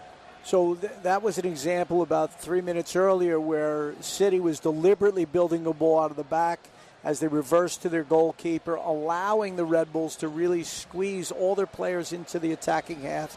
And City struggled. They lost possession of the ball. The Red Bulls had the ball in the attacking half, and it's very dangerous. And I think that's something they have to be concerned about. When they build, they have to build sharply and quickly, and they've got to be able to see through that level of zone. They can't play to the next station. They've got to find a way to play through lines and not, into the line of pressure.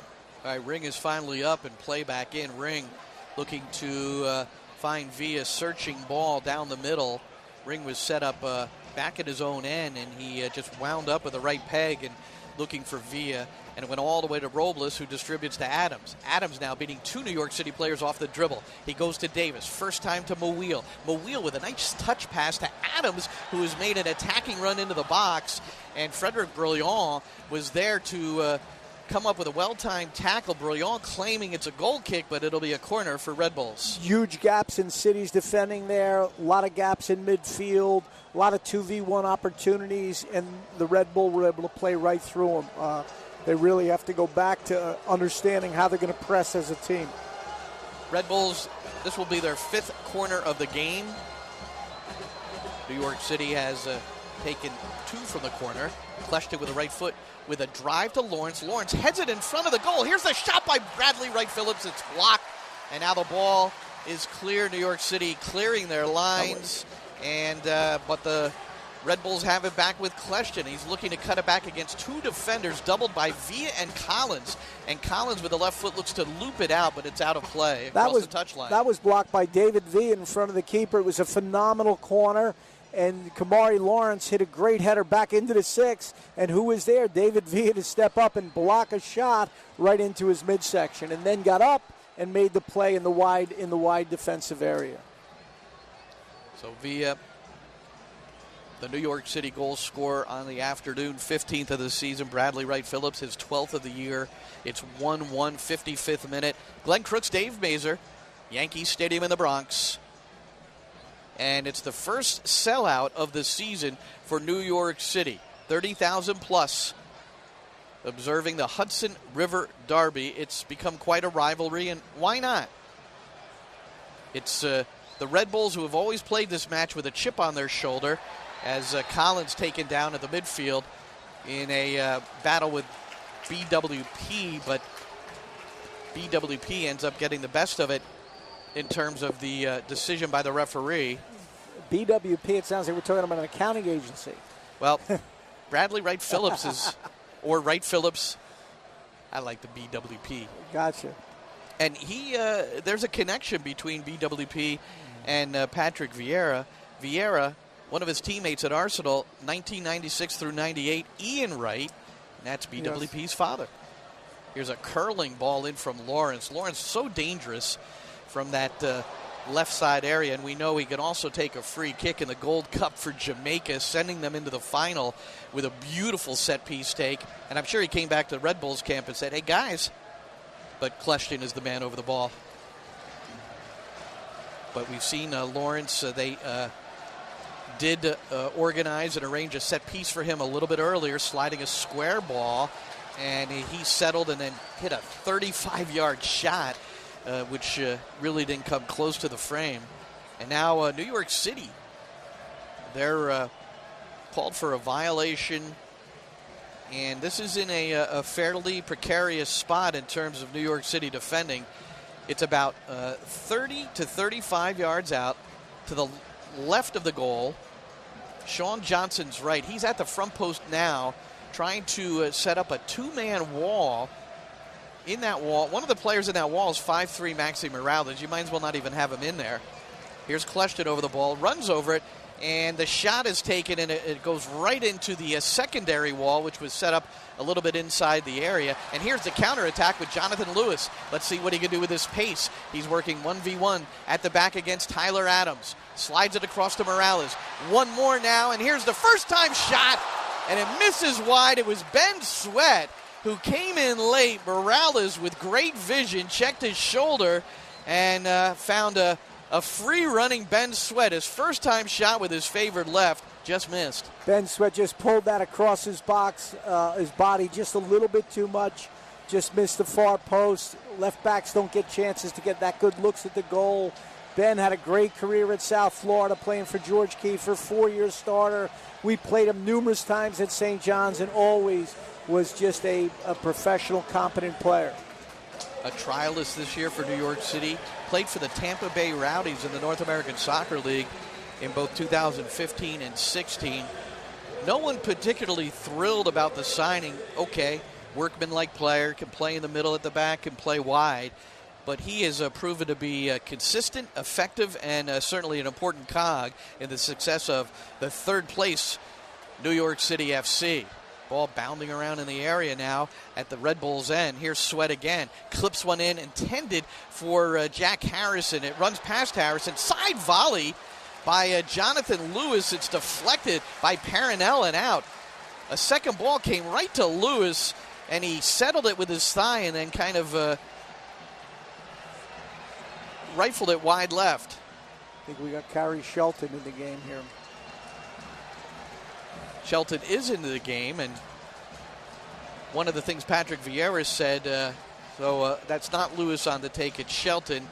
And Alex Mule had to come in for Daniel Royer early in the 14th minute for the Red Bulls in the first half. Royer, an unfortunate knee injury for the player of the month of July. Off the corner, the Red Bulls nearly counter, but Alexander Ring, the hustling Finn, he recovered in time to beat Tyler Adams and then just played the way he was facing to Sean Johnson, and now it's back in the Red Bulls' end. Ring really knows his angles back there, takes the right angle on that ball and makes an easy play playing it back. Playing short corners, you got to be really careful of the counter as you're putting a lot of guys in a box and a lot of players up to play the near ball, really making you suspect to a counter. Left on the bench now for the New York City FC, Pirlo, Awua, Lopez, McNamara, and Akoli, along with Eirik Johansson, the backup keeper. So it's Shelton that's in for Jonathan Lewis, and it was Shelton that took that shot earlier to draw the corner. And Felipe simply dumps one into the New York City end, but I don't think the Red Bulls will make a line change. Hockey reference aside, that really had no particular target from Felipe as it went all the way to Sean Johnson. And now it's Shelton in a battle with Tyler Adams as the ball ended up deep in the right corner, Red Bulls' end. Red Bulls are moving left to right here in the first half, attacking Sean Johnson to our right.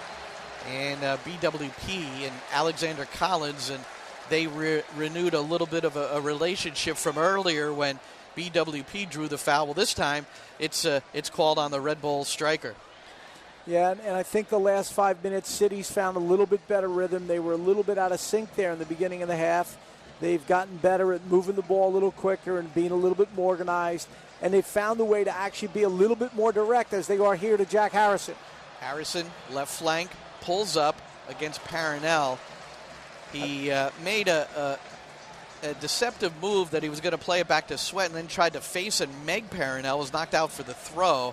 And now a sweeping play on the deck by Sweat to save a counter as Mouille was trying to pounce on it. And now the ball will be changed from Brilliant to White. White with a positive first touch and then a sliding tackle by Kamar Lawrence puts it out. With Shelton coming in the game, I think they've moved Shelton on to the right. I think they've moved Harrison over here to the left. And I think they're hoping to get a matchup with Harrison on Purnell in the box to maybe create and score a goal.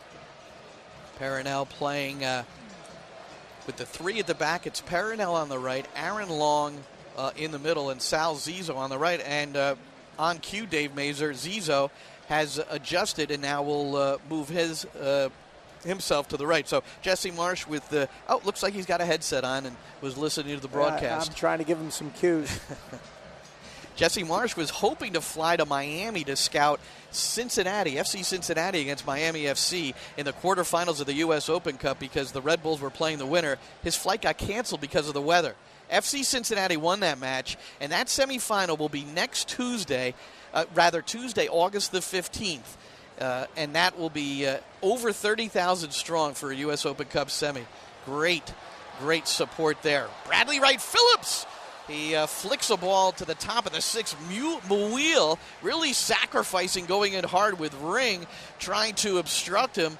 And Sean Johnson off his line. And some good movement by Bradley Wright-Phillips and a clever little flick with the right foot. And Mouille, though challenged by Ring, was unable to put it on target. Unbelievable. Great challenge by Ring because he's recovering from center midfield, a difficult recovery. And then actually Sweat went over all the way across the back line and makes a big-time play to get a body to Mule as well. So very good defending and some of the toughness that Patrick Vieira was looking for out of his team. Kyrie Shelton, by the way, this is his first game action since the 6th match of the year. New York City playing their 23rd match of the season. That was a really, really difficult recovery from a badly pulled hamstring. But Shelton trained full this week.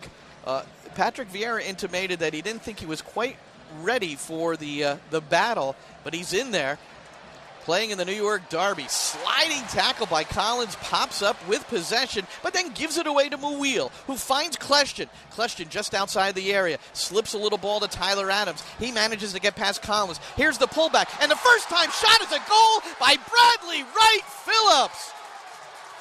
BWP finishes first time as Tyler Adams managed to push his way past Alexander Collins with a little clip ball over Collins, who had gone down. And he drove the end line at an angle, and that pullback found a seam, and Bradley Wright-Phillips all alone just outside the 6, and the Red Bulls take a 2-1 lead. Great.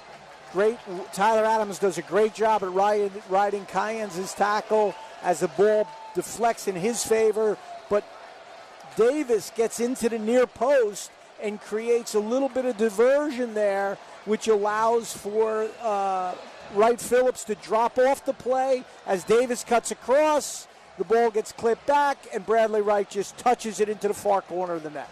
Well, a couple of things there. Collins had initially made a great tackle, then gave it away to Mouille. Ball played wide to Adams, and then Collins misses a sliding tackle, and Ben Sweat leaps into the air as Tyler Adams puts it on the deck in a pullback, and that went under Sweat, and then BWP was there. It's his second goal of the game. It is his 10th goal in this New York Derby. It is his 13th goal of the season.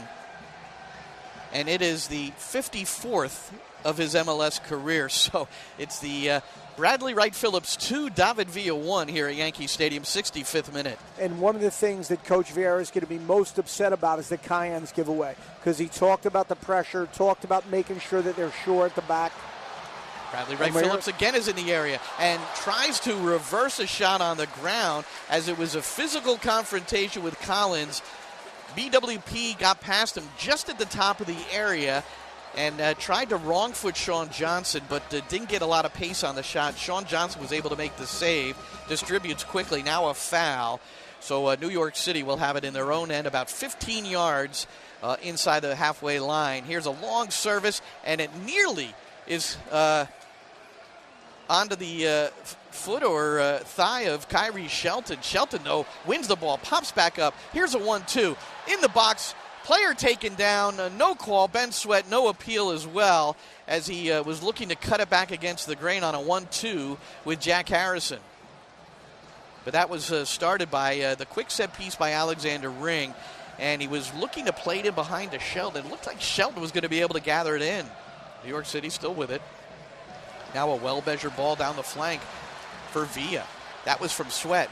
Villa leaves it for Shelton. Shelton with an inside move. Now has the ball tackled. Sweat, though, recovers. Plays it in one to Morales. Back to Sweat. Inadvertent. And BWP, I don't think Maxey knew he was there. He comes up with the interception. Counterattack Red Bulls. Sasha Klesha with some room in the middle of the park. He pulls up now as he's approached by Brilliant. Leaves it for Felipe. Felipe looks behind and sees Shelton approaching, so pushes it wide for Tyler Adams. Adams to Davis. Davis trying to slip for Mouille. It's intercepted by Collins, and another giveaway on the distribution out of the back by Collins. Here's Adams. Inside dribble to Felipe, changes the point to Lawrence. Lawrence now down the flank for Davis. Sean Davis, left edge of the box. He plays it back to the supporting Lawrence, who'll play it back nearly to the midfield stripe to Damian Paranel. Now it's Felipe. Sort of a jitterbug dribble as he moves it past Ring. And now the ball is deflected out by White, or last touch by the Red Bulls. It will be a Red Bulls throw-in, far touchline. 68th minute. The Red Bulls have just taken a 2-1 lead in the Hudson River Derby on the Bradley Wright-Phillips goal, his second of the match. Felipe looking for Phillips again as he clips a ball behind Alexander Collins, and BWP unable to collect it. It's out for the goal kick. Just the New City's ability to get pressure in midfield has been a little bit of a concern this whole half. And I think we've got a sub coming on here. Ugo Akoli is coming on for Ethan White. So New York City, in all likelihood, now 3 at the back as they are down by a goal, and will look to put on an attacking player in favor of a defending player, and we'll see how it works out. And let's check the shape here, Dave Masur. It looks like it's going to be 3 at the back with Ring kind of, dropping back to help support the ball as he just hits one maybe over the top and maybe step into midfield. He looks like Ring's playing the center back position. Well, he's dropped in there now, the number 6, the holding mid for New York City. He just overhit a ball as he was trying to change it from left to right, intended for Brilliant. So the Red Bulls now very much taking their time. It's Kamar Lawrence who will throw in. It's a little bit of an early move from Coach Vieira, as the City midfield seems to be tiring. Putting another front runner up with 30-some-odd minutes to go, is a bit risk-taking. Herrera off the turnover looks to spring Villa quickly. Villa on Long. Villa inside dribble. He draws 2 defenders, is taken down by Long. Play continues, and Akoli now out on the right. He looks to deliver the right peg, and it's deflected out right behind Akoli for a New York City throw. New York City extend the 18-yard line to the touch line, and that's where they will throw in. Here's Akoli looking to turn. Lawrence does so. Pullback, first-time shot, and a save by Luis Robles. He knocks it off the post and out. It's a corner kick. Villa with a clean first-time shot off the feed from Akoli, who showed a lot of strength to get past Kamar Lawrence. A great physical effort by Akoli to battle and get it back across. And Villa with just a great pullback and a hell of a shot. And what a play by Robles. Off the corner, Sasha Klesha wins the first header, top of the 6. Ben Sweat whiffs on the second ball he tried to put in, but it worked out for him as he was able to play it back to Ring. Ring with the delivery, wide right for Maxi Morales. He'll scurry quickly to throw the ball in as it was headed out by Zizzo. And Kamar Lawrence is able to usher out a ball through with the pressurizing Yangel Herrera on his back. Goal kick for Luis Robles and the Red Bulls. The 33-year-old Robles, 7 shutouts this year. He comes in with a 1.24 goals against average. Thus far has only allowed the David Villa strike. 2-1 Red Bulls, 71st minute. Kleshtin accelerates as he angles left into the New York City end. Now it's poked away by the defensive midfielder Alexander Ring. Kleshtin now will leave it. Kleshtin was a skinny little guy from California. None of the West Coast universities really wanted him. They didn't think he had enough strength to play the midfield. So Manfred Schelscheid from Seton Hall was able to go out and really liked his soccer brain, as Manfred always does, and saw something in Sasha. Great career at Seton Hall. Has played in Belgium in between 2 stints in MLS, and arguably the top playmaker in this league. He's had an unbelievable career. It was great to watch his development, coaching at St. John's and coaching against Manny, and his great Seton Hall teams. Certainly, Sasha was a magical player with a competitive edge to do really well. Other than his soccer ability, was quite a great competitor. And now on the run is Villa. Villa cuts back. First time shot is a goal. He beats Luis Robles on the near post. And we are all tied up at Yankee Stadium. It's New York City 2 and the Red Bulls 2. David Villa, his second goal of the game, and he ties Nemanja Nikolic of the Chicago Fire for the MLS lead in goals. He's got 16. Well, we talked about prime time, and you talk about a solo effort and power. Villa just kind of gets that ball on a string, whittles his way beyond 2 defenders, gets in the box, and powers it past Robles. David Villa. Here's a guy that scored 5 goals in the 2010 World Cup. 59 goals, 90 caps with Spain. And now, here in MLS, Villa in his 82nd game has 57 goals. He's been productive, and now they'll look to find him again. And he looks to leave it for Maxi Morales. It was Ring with the left foot that bent one into Villa, and as he does so well, he let the ball run past the front foot and then backheeled it, looking for the trailing Morales. Morales, though, had not made that run to the extent that Villa had expected.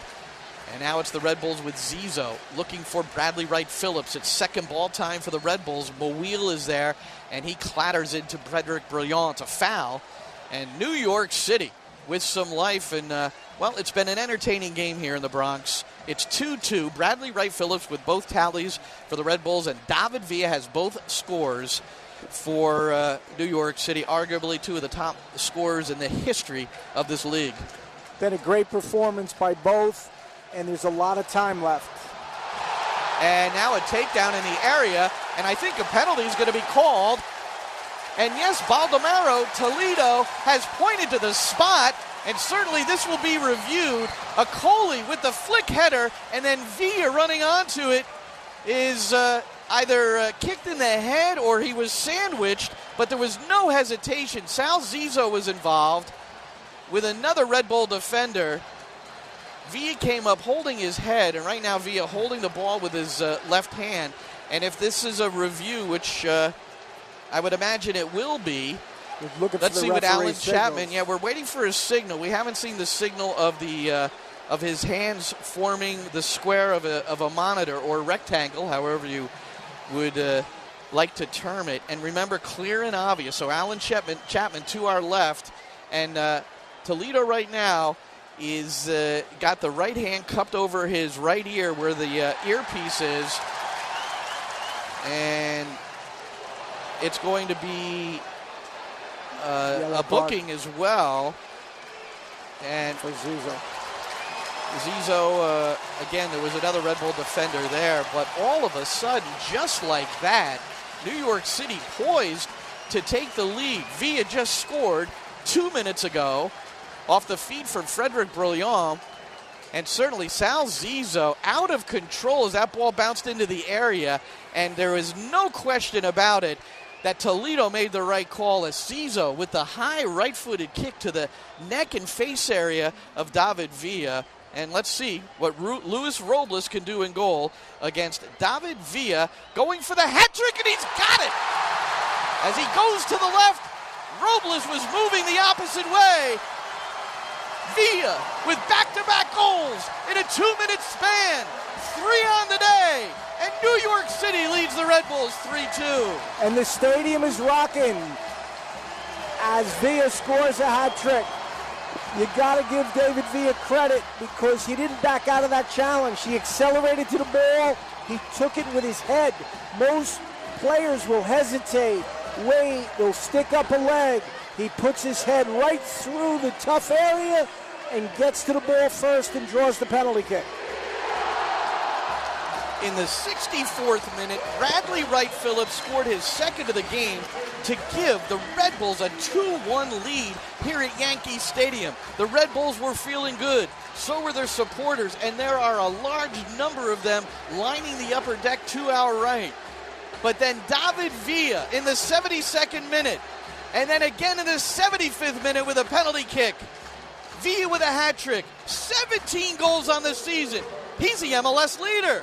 Lawrence off the kickoff, free on the left flank, coming in with a important challenge. Frederick Brilliant, throw in Red Bulls deep in the New York City end. 77th minute. Ugo Akoli, by the way, he's not going to get an assist on that PK, but he won the header in front of Aaron Long, flicked it into the path of David Villa, which created the penalty. So wise substitutions thus far for Patrick Vieira. First it was Shelton for Jonathan Lewis. Shelton, his first action in 16 matches due to a hamstring. He provided some early fireworks with a shot that was deflected out for a corner. And now Ugo Akoli, as a number 9, able to flick on. You know, and that's the advantage of twin strikers. So they're down a goal. They're really forcing the situation. I'm almost surprised, Dave, that more teams don't play with 2 strikers. Right, puts pressure on that central part of the defense and really creates some havoc for those center backs. And, you know, in this case, with the Red Bull playing with 3, 2 strikers can really give havoc because Zizzo wasn't tucked in enough. Zizzo with a yellow card in the 75th minute. He may be coming out and is in favor of Michael Murillo, the Panamanian, who is I would think, considered a far superior attacking player. Could be better in the air on the set pieces situations, whether defending or attacking. Maxi Morales will take the free kick for New York City, and it's deflected over the crossbar. Attacking that set piece was Alexander Collins, who has 2 goals on the year. How about this? Coming into the game, Dave Masur, of the 15 goals prior to this match, Villa with all 3 today, 6 were scored by defenders, including 2 by Collins, who got the first header on that free kick taken by Maxi Morales. It's really important when you're putting your team together that you can get some goals from your back line. You know, on set pieces, not only to defend, but really give you an advantage during, you know, all those moments in the attacking third of the field. Nice interplay between Ring and Maxi Morales. Then the ball knocked deep into the corner for Ugo Akoli. Akoli keeps possession. Here's Morales in the area. He'll shoot it, and it's saved by Luis Robles, who came hard off his line at an angle and did very well to knock that out for the corner. Morales had a choice of shooting or maybe playing that across to Ugo Akoli. Morales needed to really see that Akoli was sitting in the pocket for that ball and drop it to him. Morales has 7 assists to lead New York City, tied for the lead with David Villa. David Villa now with 17 goals and 7 assists for New York City. Corner kick, Morales in swinger. And once again, New York City gets the first head on it. This time it's Yangel Herrera at the back 6. And again over the bar, Herrera appealing for some sort of assistance from Toledo, the referee, but nothing doing. Toledo rightly called a penalty on Sal Zizzo and the Red Bulls. And the ensuing penalty kick by Villa has put New York City ahead. Villa now offsides on the ball played through by Herrera. 80th minute, New York City 3, Red Bulls 2. There's 10 minutes plus injury time left. The City's playing with 3 at the back. They're going to have to be very careful as the Red Bull begin to push a lot of players forward, even more so. And they're going to have to defend their box a couple more times in this match before it's over. Well, you see Ring rapidly dropping to join the back 4 in transition. Gonzalo Verón is now into the match for the Red Bulls. He has entered in place of Sean Davis. So Davis and Murillo substitutions to help generate more of an attack. Sean Davis, an interesting story. He, too, like Tyler Adams, starting the season, at least his role was more defensive in the hole as a holding midfielder. As the Red Bulls were looking to solve the departure of Dax McCarty, and they felt Adams and Davis would be able to handle those roles.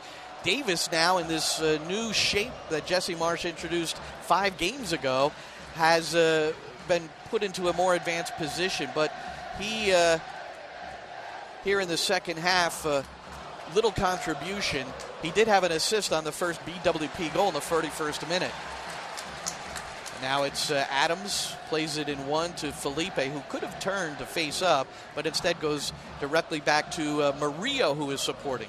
Now to Adams, wide right. Here's Mouil.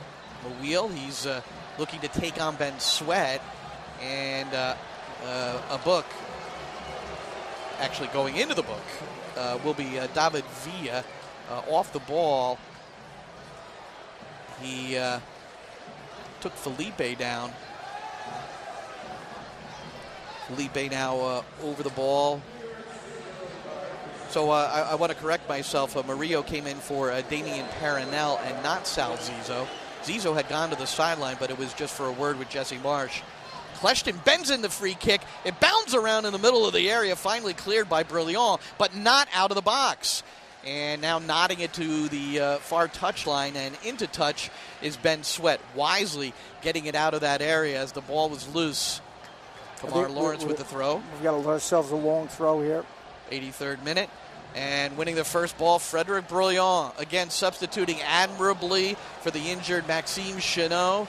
And Brilliant now off the drive for the outside by Felipe, wide right and high. It's Brilliant who's now on his knees at the penalty spot, his own penalty spot, as Sean Johnson now takes his time to set up the goal kick. Brilliant collapsed after that shot had been taken, so obviously some sort of a collision in the area. Brilliant, 185 appearances in Belgian soccer, and he's been limited to a reserve role here in the 2017 season, and told me last week, Dave, how difficult that's been for him because he's never been in that position as a player. But here he is serving an important role here in these last 3 matches, playing so well against Chicago when New York City went a man down early in that 2-1 win. It was a shambles in Toronto in the 4-0 loss, but that was a team loss. That was not any one individual. And then here today, very solid at the back. He's been very, very solid, and that's what your expectation of players are. They stay professional, they train hard, they work hard, and when they're called upon, they're ready to produce and show their value. Red Bulls trying to get out of their own end. Pressure supplied by Yangel Herrera, but the ball caroms off of his right leg and out for the goal kick. Robles puts it down quickly, pushes a ball on the ground out right, just outside the area to Murillo. Murillo working a 1-2 with Adams. Now is confronted by Morales, who pokes it away. Right back to Aaron Long. Long, the central back in this 3-back setup for Jesse Marsh and the New York Red Bulls. The Red Bulls, their last loss came on June the 24th against you-know-who, New York City FC. They have since beaten New England, San Jose, Minnesota, and Montreal. A very, very convincing 4-0 win over Montreal, and the Red Bulls have been scoring goals in bunches as well. And they've looked dangerous on their corners, and here's one now. Bending it in is Kleshton. Ugo Akoli, good in the air, gets the first one. Here's a deflected shot by Adams. It's in the area, and it's Murillo who puts it on frame but could not get a lot behind it as the ball was caught underneath his body, and Sean Johnson, comfortable save, and he'll take his time in the 85th minute. New York City 3, the Red Bulls 2. Glenn Crooks, Dave Masur at Yankee Stadium. The New York Derby, the Hudson River Derby.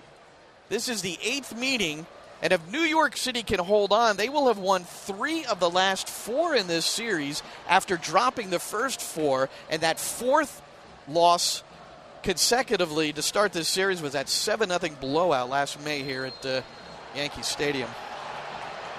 That was a historic game. That was a game where that goal differential, that had happened only 2 other times in MLS. And a long time ago.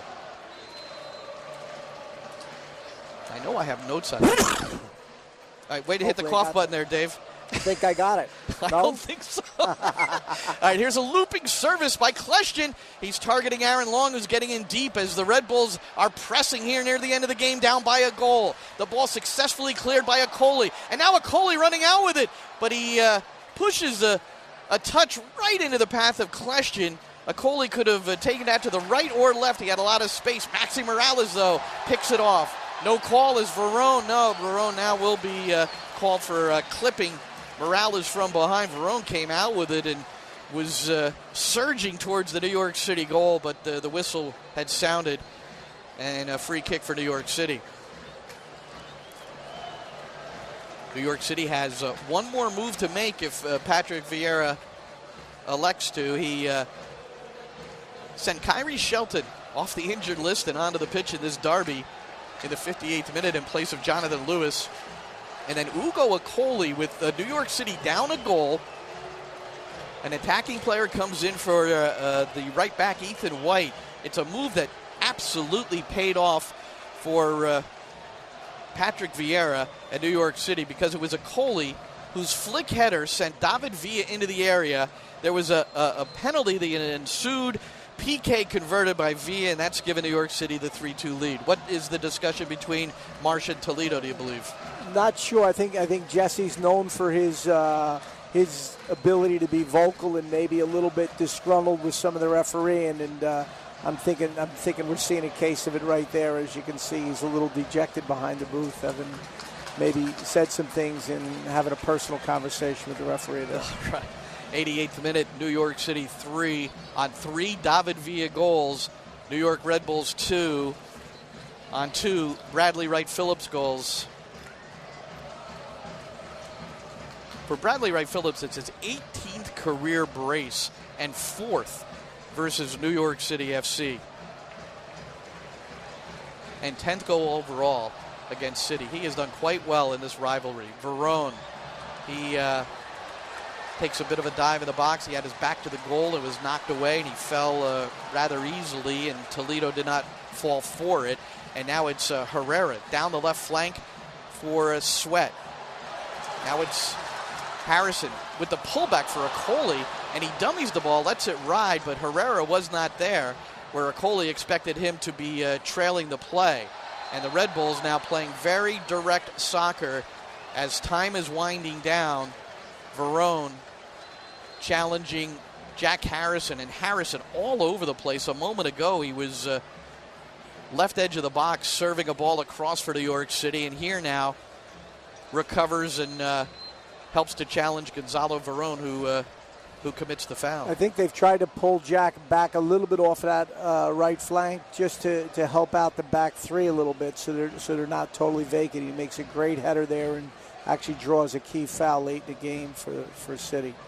89th minute, first career hat trick for David Villa. Only one other in New York City history, Frank Lampard. The departed and retired Frank Lampard. The pundit, Frank Lampard. And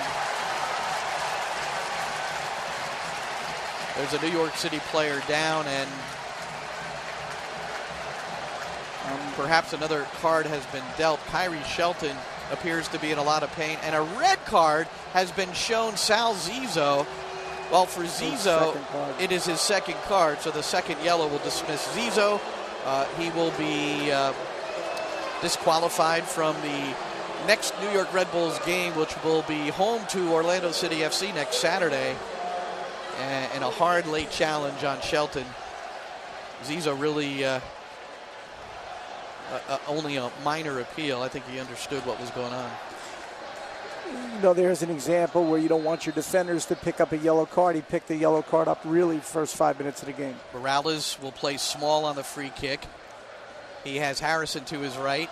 Now it's Villa posting up, trying to dribble into his own space in front of him with two defenders draped on him. Now the ball deep in the right corner. New York City doing well to kill off seconds.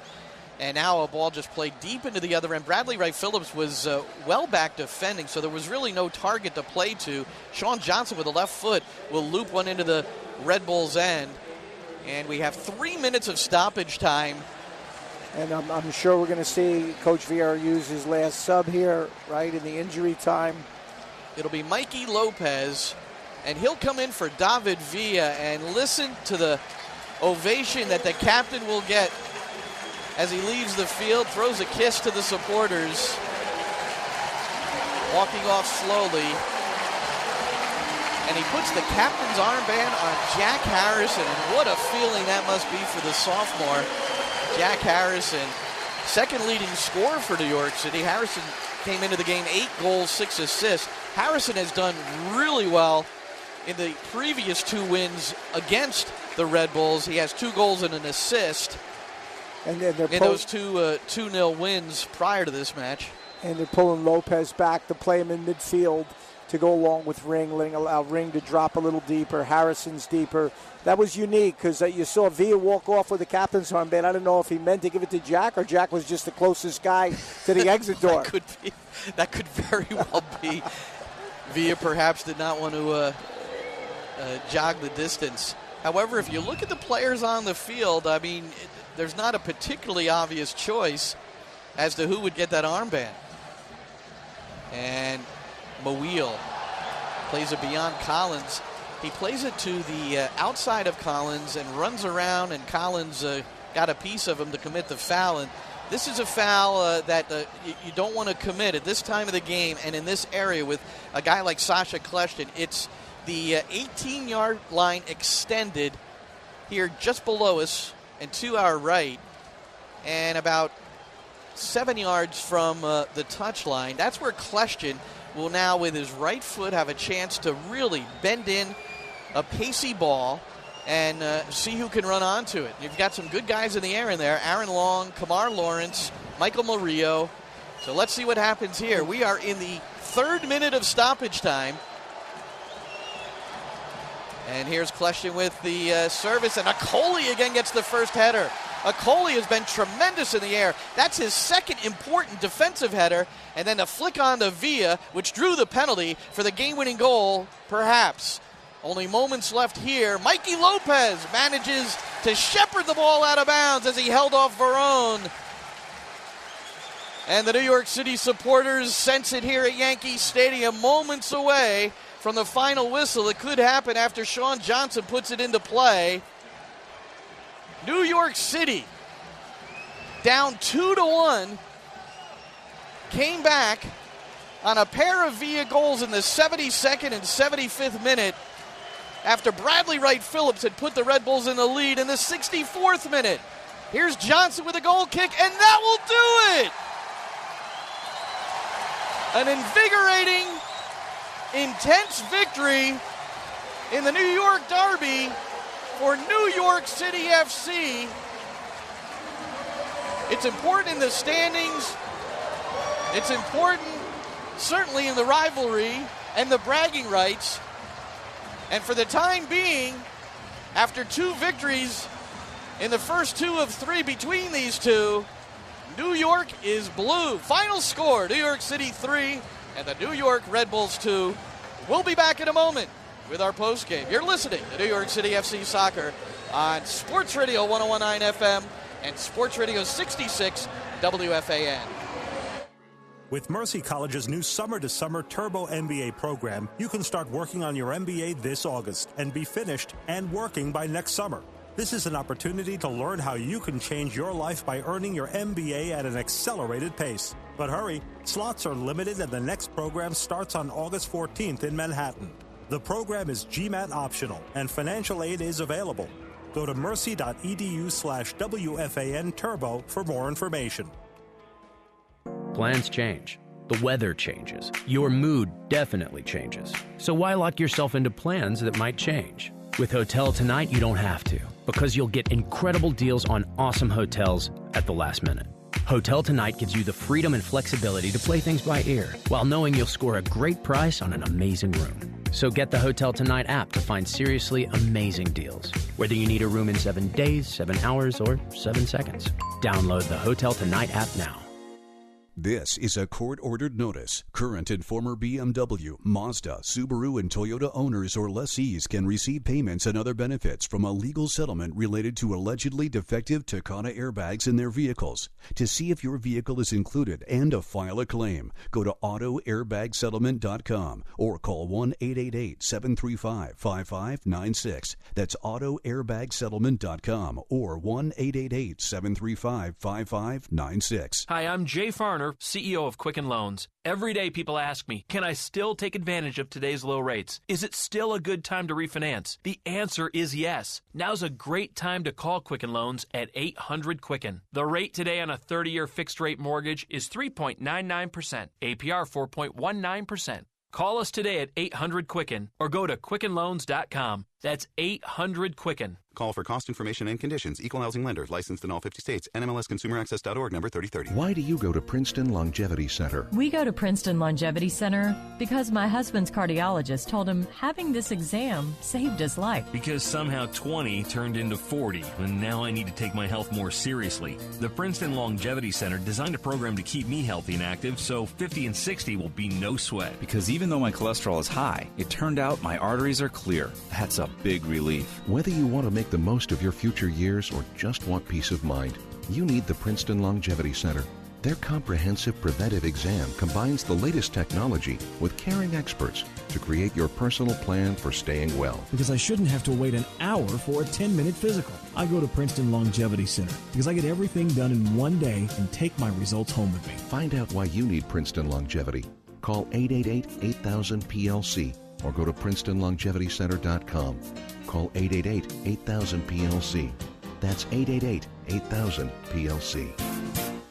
It's WFAN's Yankee Radio Fan Fest this Saturday from 11 a.m. to 3 p.m. at Macomb Dam Park, right across from Yankee Stadium in the Bronx. Yankee General Manager Brian Cashman will be there, as well as classic Yankees, including Willie Randolph, David Wells, Bucky Dent, Mickey Rivers, Cecil Fielder, Jim Leyritz, and more. Later in the day, the Bombers host their AL East rivals, the Red Sox, so it's a great place to hang out before the game. It's powered by Jeep, the most awarded SUV brand ever, and by the New York City Department of Transportation and the Vision Zero Initiative. Action, environmental services, and your flagship station for Yankee baseball, the fan. Sports Radio 66, 101.9 FM, WFAN, WFN FM, New York. Villa at the top of the box. His first-time shot is a goal! Captain David Villa and the rest of New York City FC return to the Bronx on Sunday, August 20th as they welcome the New England Revolution for an Eastern Conference matchup at Yankee Stadium. Kickoff is at 6 p.m. Saved by Lampson, and the follow is in! New York City takes a 2-0 lead! Don't miss your chance to support your city and cheer on your boys in blue this season in the Bronx. Tickets are available at nycfc.com, 855-77-NYCFC, or at the Yankee Stadium box office. Largest crowd of the year, 33,679 at Yankee Stadium. A majority of them New York City supporters. They go away happy as New York City has beaten the Red Bulls in the Hudson River Derby 3-2. Dave Masur, your thoughts? Just a phenomenal display for Major League Soccer. A great day for New York City FC to have 33,000 people here to watch such a wide open and star-studded demonstration of great soccer. We had counterpunch, the punch, the counterpunch, and at the end of the day, Patrick Vieira's side had the edges and the right strategy to put Red Bulls under pressure, and David Villa was able to convert all three for them. And the Red Bulls, it looked like they were going to win their fourth consecutive road game when they went up 2-1 on BWP's goal in the, I want to make sure I've got it right, 64th minute. prior to that, they had lost 6 in a row on the road. It's been an interesting season for the Red Bulls. A lot of credit given to the change of shape within their system. What did you see today in terms of how New York City attacked that and the effect on the game? Well, I think that Coach Vieira's comments were fairly accurate, that he had to prevent them from attacking down the middle with Collection and Bradley Wright-Phillips. They didn't always have that success, as you saw him penetrate a couple times, wanted to go out wide, didn't want to lose the ball in possession in the back, which unfortunately they did on the second goal, where Cayennes lost the ball as they were trying to break, and it was intercepted by Mule, and it ended up into the second goal for the Red Bulls. But overall, the resilience, the character, the determination, the leadership that Coach was talking about prior to the match, Coach Vieira, about staying together and winning, it was just a phenomenal display. They're going to have to build on it, and the Red Bulls are going to have to bounce back. Well, the Red Bulls will try to bounce back against Orlando City on Saturday, August 12th, while New York City travels west to face the LA Galaxy, who lost to Portland today 3-1. New York City improving to 12-7-4 with the victory, 40 points. Third place, just a single point behind the second place Chicago Fire. 4 points trailing first place Toronto FC. The Red Bulls now 11-9-2. They're on 35 points, just a single point ahead of Atlanta United. And United, they're on the road against Sporting KC in a game that will kick off in just a couple of minutes. A lot of highlights in this one. We'll review them next. You're listening to New York City FC Soccer on Sports Radio 101.9 FM and Sports Radio 66 WFAN.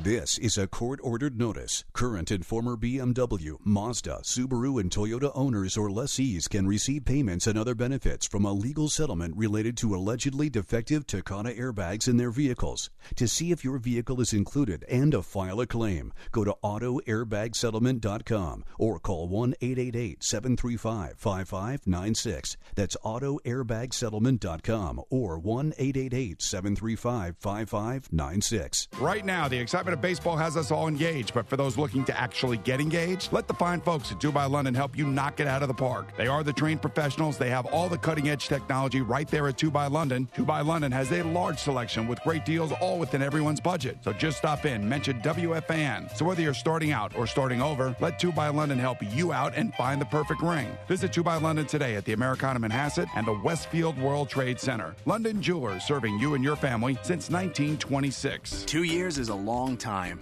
In 2 years, you've probably heard your kids scream, "Dad, the printer's out of ink and my paper's due tomorrow." More times than you can count. But your midnight runs to buy ink are a thing of the past with Epson's EcoTank 4550.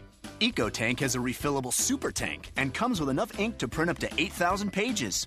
So relax and enjoy up to 2 years of cartridge-free printing with Epson's EcoTank. Look for great deals on the cartridge-free EcoTank at Staples, Best Buy, and Office Depot Office Max. Hi, I'm Jay Farner, CEO of Quicken Loans. Every day people ask me, can I still take advantage of today's low rates? Is it still a good time to refinance? The answer is yes. Now's a great time to call Quicken Loans at 800-QUICKEN. The rate today on a 30-year fixed-rate mortgage is 3.99%, APR 4.19%. Call us today at 800-QUICKEN or go to QuickenLoans.com. That's 800-QUICKEN. Call for cost information and conditions. Equal housing lender. Licensed in all 50 states. NMLSConsumerAccess.org, number 3030. Why would anyone ever pay more for name brand tires when they can get the guaranteed lowest price at Town Fair Tire? Plus, Town Fair offers free services like free flat repair for life, free tire rotation for life, and free snow tire changeover for life. If you want name brand tires at the guaranteed lowest price along with free services for life, remember, nobody beats Town Fair Tire. Nobody. Name brands at discount prices. Town Fair Tire. Summerbration. Summerbration. It's a funny word that combines summer and celebration into one. And it's a key component of the Honda Summerbration sales event. But it's not limited to nor exclusive to it. For example, feel free to say, "I'm celebrating my friend's birthday with a picnic in the park," or "Sweet jacuzzi, let's all suit up and summerate together." So, while we meet certain well-qualified buyers can say, "I got 0.9% APR at the Honda Summerbration sales event on a 2017 Honda Accord from KBB.com's Best Value brand," please feel free to use Summerbration as you see fit, liberally, all summer long.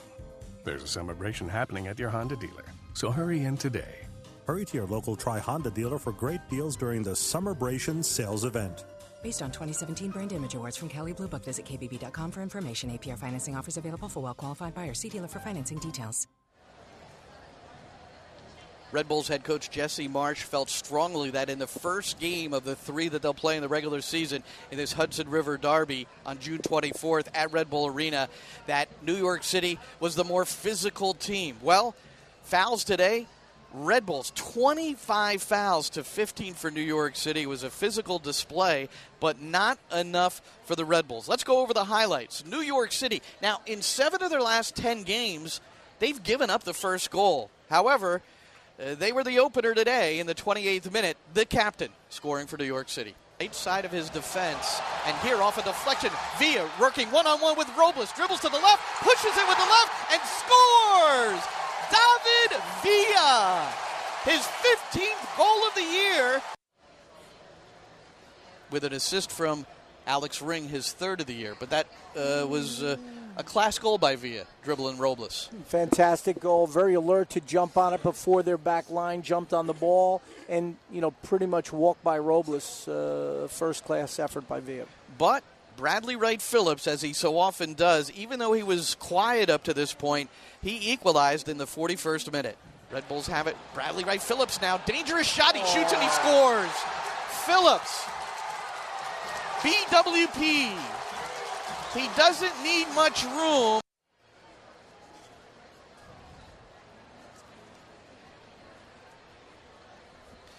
And Bradley Wright-Phillips, that was his 9th goal against New York City in this, the 8th game between the teams. It was all tied up at 1. So that's the way it was at the halftime interval.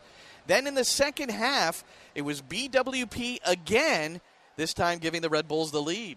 Kleshton just outside the area, slips a little ball to Tyler Adams. He manages to get past Collins. Here's the pullback, and the first-time shot is a goal by Bradley Wright-Phillips.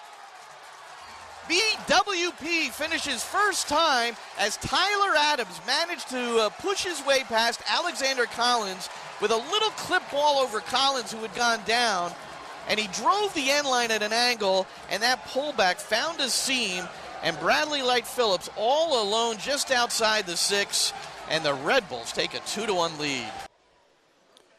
Just a great ball by Adams. He got down the line. He slipped by Kyans, and then his cross brought the ball back just like you like to see as a coach.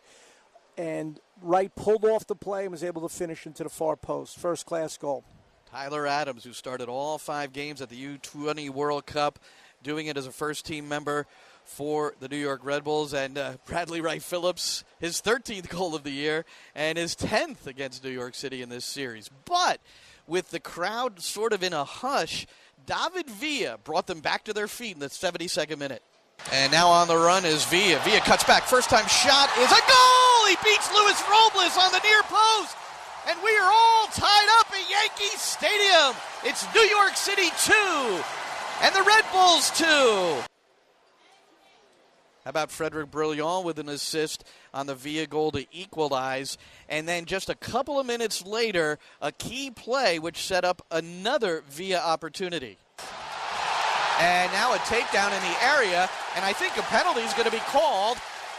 And yes, Baldomero Toledo has pointed to the spot, and certainly this will be reviewed. Akoli with the flick header, and then Villa running onto it is either kicked in the head or he was sandwiched, but there was no hesitation. And so now you've got Villa, who is pretty automatic at the spot, ready to stand up to it. He's got a great presence at the spot, and is a true goal scorer, knows how to put the ball away. But the effort by him, the individual solo effort for the second goal, where he stepped by 2 Red Bull players going full space, putting the ball in a spring and going by him with some power. And then the second one, reading the header and going through and putting his head down into danger, drawing the penalty kick, getting kicked in the face, stepping up after that and scoring the goal. Just a magnificent, mental, emotional, and physical effort from their best player. And then he gets rewarded and has a chance to get his first career hat trick in MLS. David Villa going for the hat trick, and he's got it. As he goes to the left, Robles was moving the opposite way. Villa with back-to-back goals in a 2-minute span. 3 on the day. And New York City leads the Red Bulls 3-2. And that's the way it would end here at Yankee Stadium in the Bronx on a pleasant night. Less humid conditions over the last 2 days in the New York City metropolitan area. For the Red Bulls and New York City, they were tied in shots at 16 apiece, 10-7, with City on target on 3 more occasions. Corners 6-5 in favor of the Red Bulls, who also had the possession advantage, which doesn't happen often against New York City, 56-44. But the statistics don't always tell the true story. But I look at those stats and I say, this was a pretty active game. Very active, very up and down, and I think it had some momentum swings where actually the Red Bull did quite well in the beginning of the half, and then they got the lead, and, David Villa kind of willed them back with those 2 great plays around the 72nd and 74th minute. And in between there, David Villa had a block on the line off of one of the corner kicks where he put his body again in the way and made a big-time defensive play when the score was either tied or 2-1 when the game was very close. So certainly that's what a captain does, and it's very nice to see, when we bring over these international superstar players that they play both sides of the ball and work so hard for the team. And clear and obvious errors, there were none, according to Alan Chapman, the video assistant referee. A clean game called by Baldomero Toledo here at Yankee Stadium. We'll be back with final thoughts in a moment. You're listening to New York City FC Soccer on Sports Radio 101.9 FM and Sports Radio 66 WFAN. Grow your business success with instant cash access. In New York, who has time to wait? LendFi Corp can provide your business the cash it needs now. When banks say no, LendFi says yes. At LendFi Corp, get cash advancements in as little as 48 hours with loans from $10,000 to $3 million based on your business's gross revenue. LendFi Corp can grant you immediate access to working capital. No minimum FICO or credit score required. Call 844-4LEND-FI. 844-4LEND-FI. That's 844-4LENDFI. 844-4LEND-FI. And visit LendFiCorp.com. Grow your business success with instant cash access. Apply with LendFi.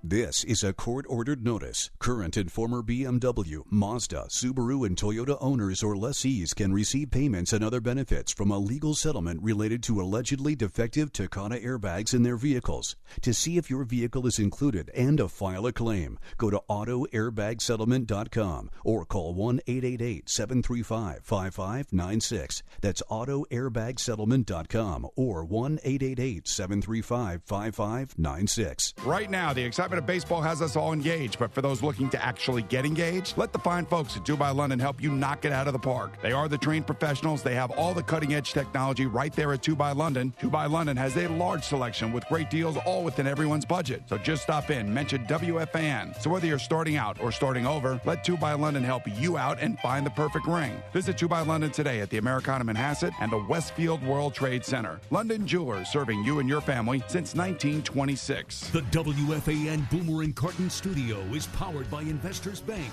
banking in your best interest. If you have a Lowe's Advantage card, you can get an extra 5% off every day on items big or small. So you can save an extra 5% on a new coat of paint, updating appliances, replacing the flooring, and even save an extra 5% on little things like cleaning supplies, laundry detergent, and air filters. The big to-dos to the everyday essentials. You get an extra 5% savings every day when you use your Lowe's Advantage card. If you don't have one, apply today.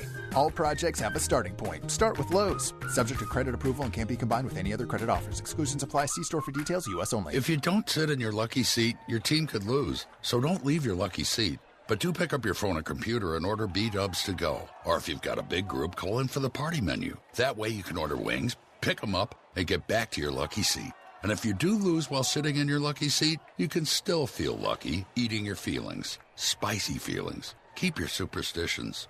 We do it for you. Buffalo Wild Wings. Wings, beer, sports. Prices and participation vary. See participating locations for details. Void where prohibited. It's the model year end at Nissan. And right now, we're giving you the bottom line on our best lineup ever. Get big model year end savings on Rogue, America's best-selling SUV. Titan, with America's best bumper-to-bumper limited truck warranty. And the last of our 2017 lineup. Plus, check out the brand new Nissan Rogue Sport, the agile addition to the Nissan Rogue family. Hurry in to Nissan's bottom line model year-end event and get a low $159 per month lease on Rogue Sport, or lease the 2017 Sentra, just $109 per month. Bottom line, these offers end soon. Shop your local Nissan dealer and choose Nissan.com. Nissan, innovation that excites. For well-qualified lessees with approved credit. For 36 months, $28.59 initial payment on 2017 Rogue Sport and $23.09 on 2017 Sentra. Excludes taxes, title, and license. Must finance through NMAC and take delivery from new dealer stock. Subject to residency restrictions. Call 1-888-858-8319 for details on offers, sales data sources, and limited warranty disclaimer. Offers end 9/5/17. This copyrighted broadcast is presented by authority of New York City FC and may not be reproduced or retransmitted in any form. And the accounts and descriptions of this game may not be disseminated without the express written consent of New York City FC. Executive producer of New York City FC Soccer, Dove Kramer. Our engineer in the booth was the great Carl Infantino. Studio operations, Tyler Bett. Our next broadcast, Saturday, August 12th, that'll be on WFAN, pregame, 10:50 p.m., late game. City will head west to play the LA Galaxy. For Dave Masur, this is Glenn Crooks. Once again, the final score, New York City FC 3, the New York Red Bulls 2. New York City FC Soccer, a production of Sports Radio 66 and 101.9 FM, WFAN.